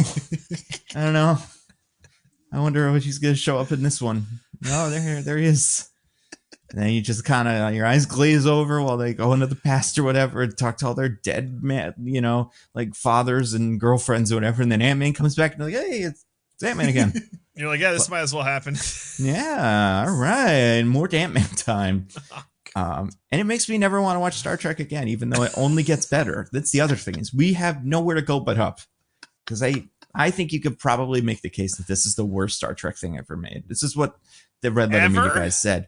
Yeah, I mean, like, I don't know. It sucks at everything, including just like disobeying the entire idea of what Star Trek is, right? Like, that's the worst part, I think. Right. It's the idea that they need a SEAL Team 6 to, you know, go do all that bullshit about a utopia is bullshit if you don't have a bunch of cool guys doing badass assassinations behind the scenes. Like, that part's stupid. Yeah, it's fair. But like, on top of that, yeah, it's bad. The acting is bad. All the characters are weird. It looks weird.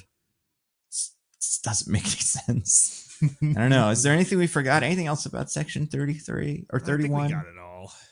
Yeah. I think we've plumbed the depths of this one. I'm glad they made it, though. Like, so that we could talk about it.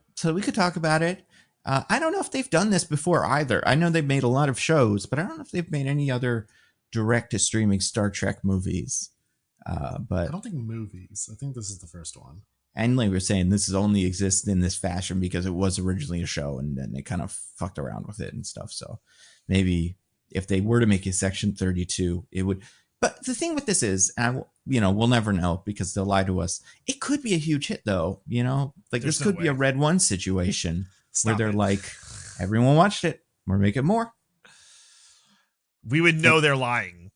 It's No, like I mean- definitive proof of their lies. Yeah, I mean, first of all, that will require people to have Paramount Plus. Yeah. I mean, they love it. It's where you get your Yellowstone from, right? I think. That's and true. the Yellowstone one? 1913 and Yep. the like documentary series that Kevin Costner's doing where he's like going around actual Yellowstone talking about how beautiful it is. Just in Good for him. case, because Yellowstone's for dads. The Yellowstone, the documentary series, is for grandpas who like have already seen all the Yellowstone and won't really notice that this isn't Yellowstone if they see Kevin Costner standing in front of Yellowstone. They just be like, "This is another episode of that show I liked, right?" Yeah. Okay. This be said, I've never seen a Yellowstone, but I've only heard weird things. I think they'll start to get suspicious when they go an entire episode and Kevin Costner hasn't killed an animal yet. Is that something that happens in Yellowstone? Apparently. Nice. It's a good it's an incredibly popular thing. We're in that level of like society where I guess they still exist because like Squid Game was kind of this, but there's very few like cultural things that everybody's in on. And this is a good example of one that I just totally miss. You're like, But nope, out some on it. people's favorite things. And maybe we'll talk about some of our favorite things. Maybe they won't be our favorite. Maybe they'll be like things we kind of like because you guys want to get to our classic segment and recommend some things to some fine people. I think that's a I would do fine like idea. that. All right, DJ, do you have anything to recommend to folks? I do. This isn't a new rec. It's new for me, but it's not new to the world, I guess. But there's a game I picked up recently on the Nintendo Switch, the soon-to-be defunct Nintendo Switch. Because I don't know if you guys heard, we didn't really talk about it, but we're getting a bigger Nintendo Switch, and I think everyone's really excited for that. What does it look like from every angle? It's That's all I care about. And the colors. colors? Oh my god! Mostly black. A little bit of like red, a little bit of blue. Just enough. But this is a game for the Nintendo Switch that like I think came out like I don't know over the summer. But it's a little game called The Legend of Zelda: Echoes of Wisdom. Which one's this? Is this the one with Zelda? This is the one with Zelda. Yeah, it's like it's kind of hard to describe, but essentially the idea is that you're Zelda. You guys know Zelda, right? Yeah, the green one with the tights and the sword. Yeah, That's right. Exactly. Zelda. So you play as the Zelda, and basically it's kind of like a puzzly game. You find like different mundane items throughout the world, like trees and furniture, or whatever, and then you get them as echoes, and then you can reuse them to like get to certain places. If you defeat a monster with some clever way, you then get the monster to then like use them as echoes. So like the progression system is like kind of, they start with baby monsters, but then the baby monsters be bigger monsters and so on until you just got like these like armored dark nuts running around and just like fucking guys up. And if things get really hairy, and Michelle made fun of the game for this part, I think rightfully so, but if you get, really hairy, you can turn into Link. So if it's too tough, just turn into Link and he'll take care of it. I wasn't interested, but you just kind of got me. I'm like, Yeah. Well, guys, you know that listen, it's cute that they let Zelda have an adventure, but we know that if Zelda's able to do it, then it must be an adventure that Link could handle it just like that, like 1, 2, 3. Does when you turn from Zelda to Link, does the screen say, or like maybe like a voice, or maybe it's just the words, but you'd have to hear it say "Daddy's home," and then you're Link now. That's what I want. Or wait, is this game going to get shut down for woke DEI because Zelda transitions into a man? Oh, yeah, there's only been one of them. Just been Zelda and Link, and it's a Tyler Durden thing. That'd be pretty cool. They come up with that fan theory. But not. I enjoy the game, but I'm a mark for like all the Legend of Zelda games. But you know, I think like the platforming elements are fun. I think the puzzle solving elements are fun. I mean, it's not really platformy, but it's kind of like figuring out like how to get from one place to another using your echoes is fun. And then you know, when you gotta fuck shit up, you just turn into Link. You just turn to Link and just kind of play a regular old Legend of Zelda game. What's the best echo to have? What's the one that you're like, this one's clutch? You got it. That isn't a monster. Yeah. So it's like it's later into the game. I'm like, I don't know, it's like not spoiler because like this game's like 6 months old, but you get like this like water cube that you get from the Zora place, and that water cube you could basically get anywhere. You just like water cube, chain, swim, and like it breaks the game wide open. Maybe the devs shouldn't have put it in there because you could do so much with it, but it's easily my favorite and most used is the water cube. It's like a punish or a revenge for all those water levels. You are the water level. Yeah, now. exactly. Get fucked water levels. So yeah, I'm enjoying it. That's my rec. And Diggins, it's now your turn to talk about your recommendations. I'd like to recommend a little movie I watched. A movie that is on an app called Max that we all love. Love Max. I love saying Max. You know, just like that. Like they want me to. Max. It's like he's my friend. Yeah. But no, I watched a movie starring one Sebastian Stan called A Different Man. I've heard about this movie. So yeah. Yeah, I really liked it. Like, it really impressed me. So, Sebastian Stan in this movie is playing a guy with there's a specific name for the disease that I don't know off the top of my head, so I'm not going to try. But he is basically a disease that gives him like really, really noticeable facial deformities. And so, you know, he's kind of like awkward and shy because people look at his face and are like, ugh. So, which is a big difference from Sebastian Stan, you know? People look at his face and go, ooh, yeah, pretty good. Well, it's funny you say that, Nando. Oh, really? He undergoes an experimental treatment that actually like cures his illness, and like his face becomes Sebastian Stan's face. Wow. Oh, Donald Trump himself. Could all be so lucky. Yeah. Fresh himself. And so like he at first he like used this to like basically start a whole new life because no one recognizes him anymore. And kind of, you know, live his dreams, etc. But then as part of that, like as he's doing like living this new life, he meets this other guy, Oswald, who has similar facial deformities and is just like really cool and charismatic, and everyone likes him, and it drives him insane. That's funny because I did know there was a real guy in it, and I was like, boy, if Sebastian Stan plays him, that makes this sense. guy is Adam Pearson, who actually has that disease and actually looks as he appears in the movie. Is he an actor? Yes, he is. He's been in other stuff. Okay. Obviously, you know, he's an actor who many doors are closed to him because of his illness, but he's made a career out of it. He's been in stuff. He's very good. He's great in this movie. And, you know, sometimes doors closing, not the worst thing in the world. If he was in this Star Trek 31, I'd be like, well, that sucks for him. You know, like I am for Sam Richardson. I'm like, oh man, he's in Star Trek 31, like but now he's doing this, so that's better. Anyway, it's a really great movie because it's kind of like, I feel like some people look at it and are like, oh, it's one of those The Whales where an actor is like, what if I looked ugly? Give me the awards, please. But it's really not.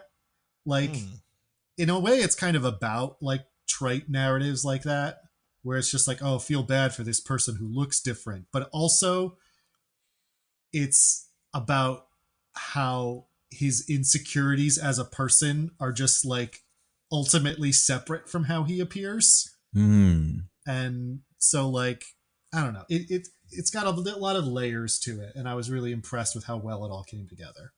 So I like that a lot. A Different Man, now on Max. So nice. You should check that out if you can. What about you, Nando? Anything to rec? I was gonna watch Man. Sorry, one more thing I forgot to say. Because of this movie, we can add Sebastian Stan to the ranks of actors who have hung dong.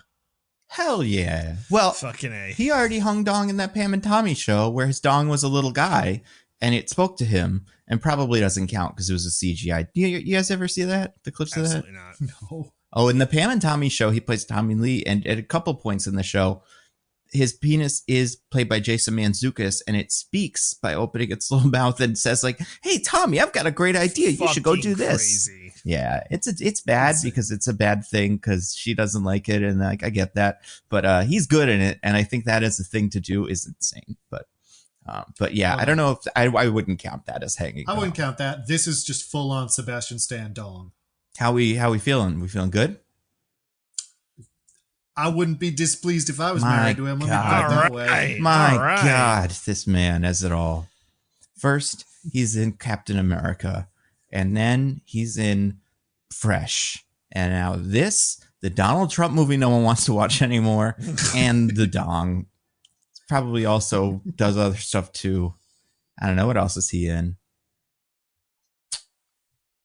So there's Sebastian Stan movie. I feel like I've seen quite a few things, and I like him in it whenever he pops up. But it's mostly Captain America's. It is usually mostly Captain America's. That is Was he in The Craft? Was that him? It was a while ago, wasn't it? It was, yeah, and it was like there's a bunch of guys. If you look at the cast of The Craft, or not The Craft, excuse me, The Covenant, the boy Craft.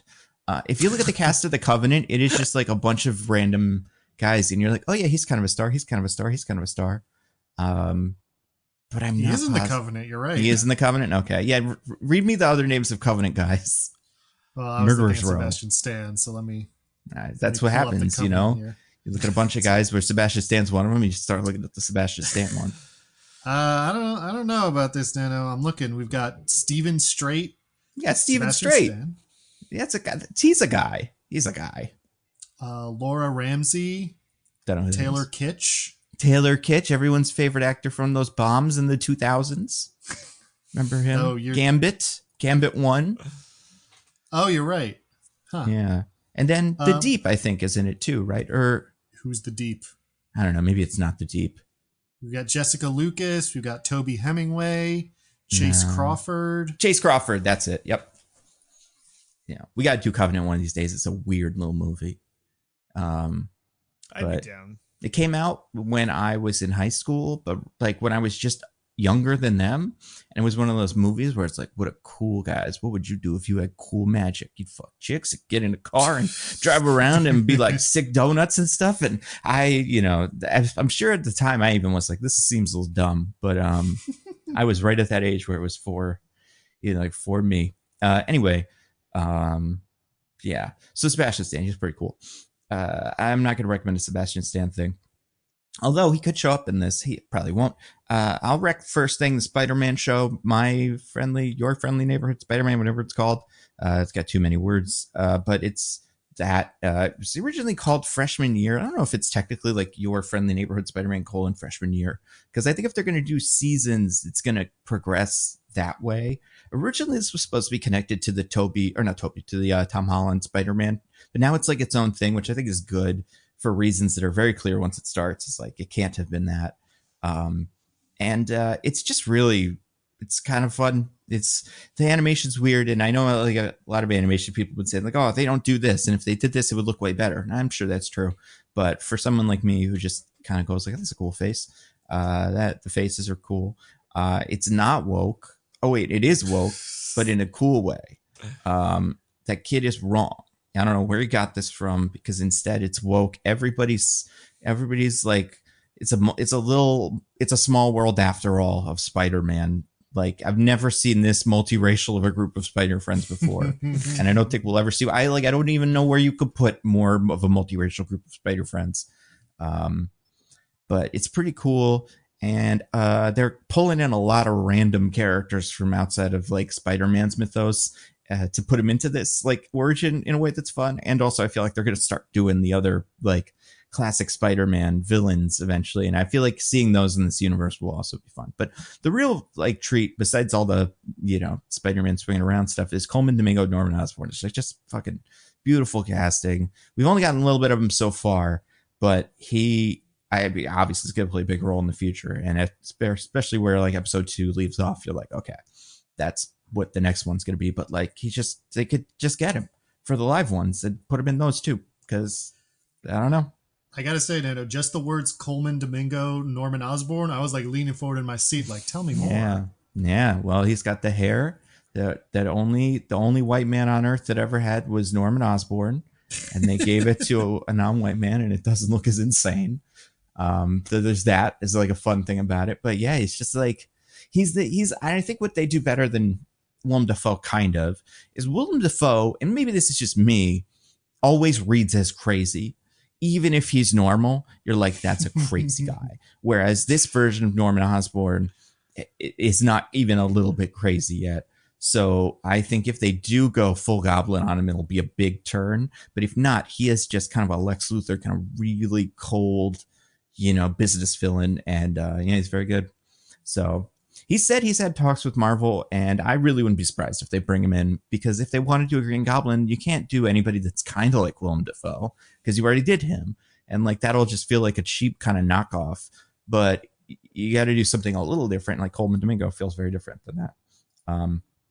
So anyway, he's good. The show's fine. 2 episodes in, so it could all go off the rails. The other night, a Marvel show going off the rails after it starts? Well, I don't know. That's not. I don't know about that, Nando. They don't do that anymore. Now they're good. They got X-Men, and then they realized they learned their lesson. X-Men 97 was good. This is good. What If was great. We all watched that. And yeah, Secret Invasion was the last bad one. Maybe was it? What else was last year? Oh, Agatha. Agatha was great. Yeah, I knew there was something, and I was like, no, that was good. Anyway, but yeah. So the other day, Hannah and I were sitting down, want to watch a movie. We started watching a little movie that I picked in our little eliminator pool that I'm going to lose handily because I did not pick Amelia Perez, the worst movie ever made, apparently. But instead, I picked this movie because I saw a trailer and I was like, this looks great. So we started to watch Flow, the animated movie about the cat that is made in, I want to say like Latvia or some shit, by like a couple of guys, and it's gorgeous. And also like it got the Golden Globe for Best Animated, I think. And it's also up for Best Foreign Film. Which is great because it might beat Amelia Perez, I think, right? Because Amelia Perez is also nominated for Best Foreign in the Oscars. It's a French movie. Yeah, so that's cool. But we started watching it, and we watched about 10 minutes of it, and I just can't watch it. It's too much. I know the cat's going to be fine, but it's too much cat in peril for me. I feel so sad. So instead, we watched Nosferatu. Yeah. I enjoyed it a lot. I was, speaking of Dong, unimpressed. I was expecting more from Nosferatu. I feel like I had been sold a bill of goods by people that reviewed it as like, Nosferatu hangs Dong. I was expecting like a full penetrative sex scene at some point between him and Nicholas Hoult, and we didn't get it. And I mean, not full penetrative, no, yeah, we got. Diggins, I mean, you did say it fucks, so it does fuck. Like it definitely fucks, okay, but I don't know. There was something about it that I did. It wasn't bad, but I remember. But also, Nintendo, after you got one look at that Nosferatu dog, did you really want to see more of it? Well, that's why I was like, what could more of this even be? And when you see the first bit of Nosferatu dong, it's pretty early in the movie, like surprisingly early. So I'm like, oh, okay, wow. This probably isn't it though, right? Like there's probably some more, but that is it. But there's probably more if you really pay attention, because there's a lot of weird shots of him and stuff. But if you take that out of the equation and just focus on it being a movie, I think it's very good. I don't know I can't tell if it's my favorite one of his. I do think it's so funny that he has had both Skarsgård brothers in the last 2 of his movies, right? Because he did Northman or whatever that one was called. Northman, yeah. And that's Alexander Skarsgård, and he plays the cool, hunkest, rippest guy ever. And then is like, I want your brother to play a guy for me too. Who? The ugliest man that's ever lived. We're gonna cover him in makeup. He's gonna be gross penis, horrible. You're not even gonna like this guy at all. And this guy's like, I'm ripped now too, and it doesn't matter. You're gross.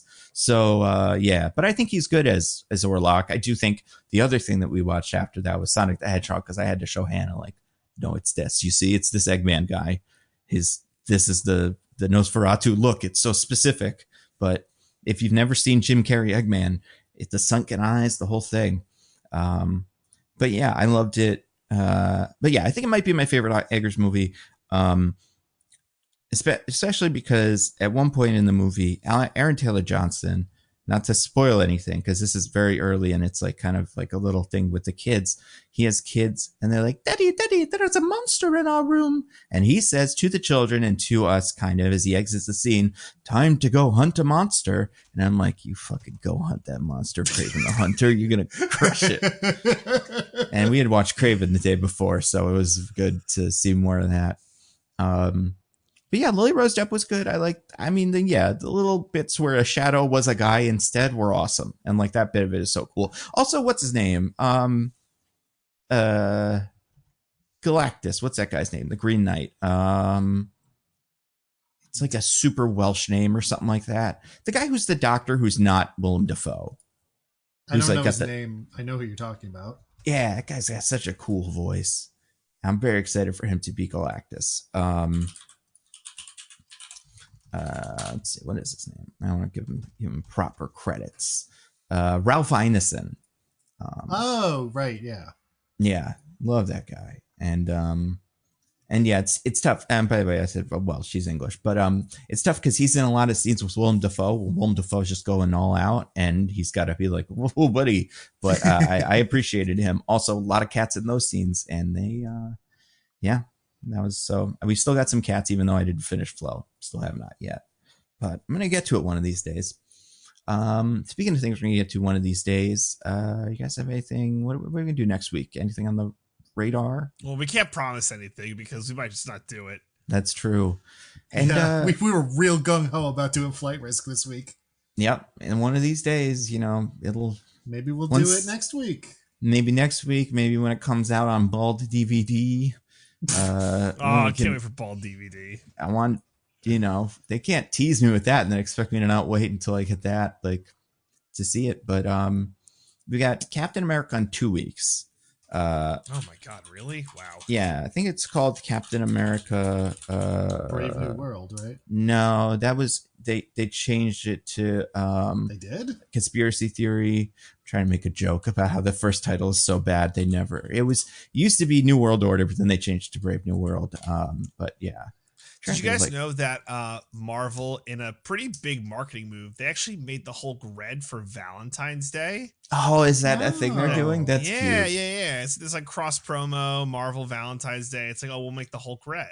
Yeah. I just assumed they were doing it for Trump, because how can it not be a Trump thing, even though it's not? Like, and it's just so insane that this move.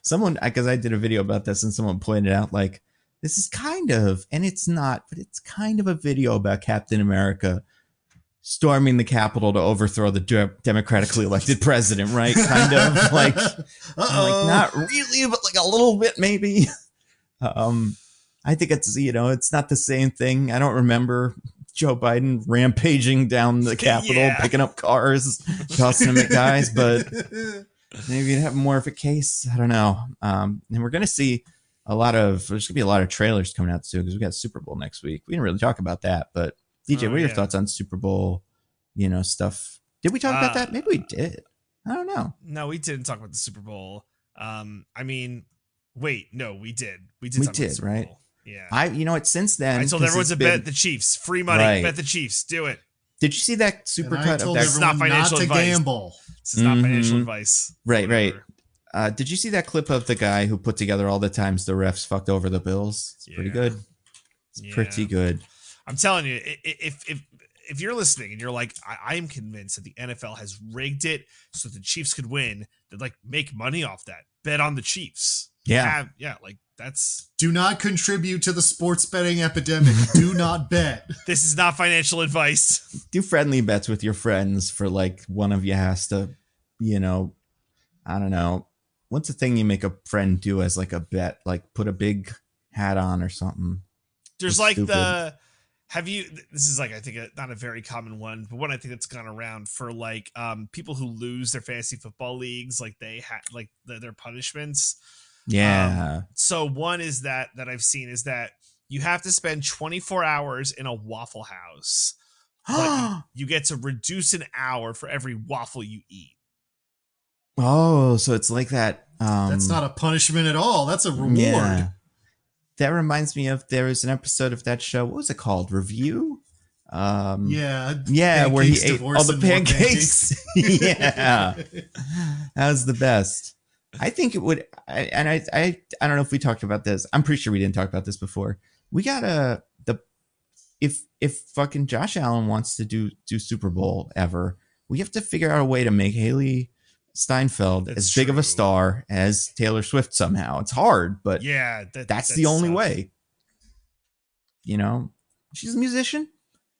We can all pretend she's as good as Taylor Swift. Maybe she is. I don't know. I mean, they got like, I don't know, maybe you could get her in the booth with Taylor Swift and they could fight. Because what Taylor Swift had Caitlin Clark up in the box for one of these games. Some of Haley Steinfeld could get her way up there. But yeah, it's true. How many cutaways could be to Taylor Swift? Like 7? Maybe more than last time. Maybe if Shamik Moore is there, Haley Steinfeld can be like, Taylor, you gotta let me in. I can't be around him. Yeah. Keep him out of this box. Oh my God, my boy. The Spider-Mans this last couple of weeks. It's a disease going around. Spider madness. If you say the word I'm Spider-Man too many times, your brain rots.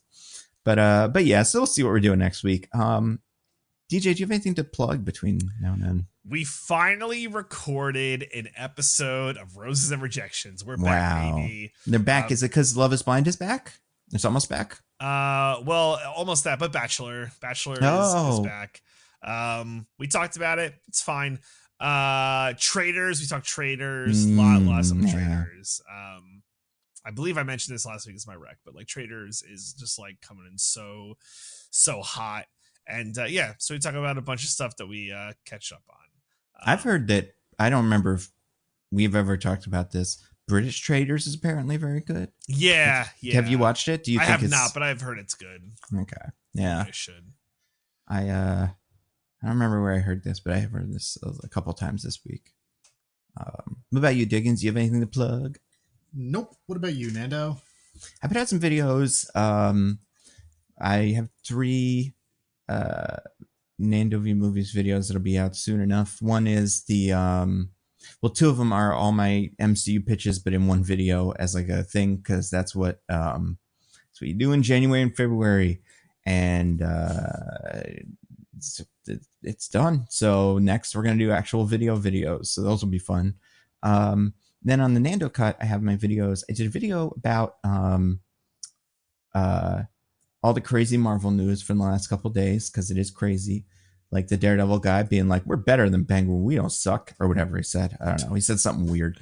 Talked about the Spider-Man game, and I talked about Magic, just like what the deal is with her and why she's so popular. Conversation I've seen a couple people having on the internet. And yes, it's, the boobs and stuff, but there's other stuff too. And I think it's interesting to know what those things are. To know what those are? It is interesting. You know what? Bags of sand is what they told me on 40-Year-Old Virgin that one time. Wrong. Not at all. Not even close. Yeah. But if that was someone's boobs, then that would be fine too. Good for them. But yeah, surprising. What was I going to say? Oh, I'm on a podcast as well. That is not this one. I guessed it on a podcast. I think I mentioned it last week, but it was not. I didn't think it was released until the other day. But let me just make sure I get the. So it's called the show is called Movies to Watch Before You Die, and it is it's a podcast where the host and you just pick one movie and you go over it and you're like, is this movie actually good and cool, or is it a movie that you could just kind of skip? And we did The Running Man, and then they execute. That's right, yeah. If your movie is bad, but luckily for me, we did The Running Man with Arnold Schwarzenegger, a movie that I think is great. And having seen again, I love again. It's great.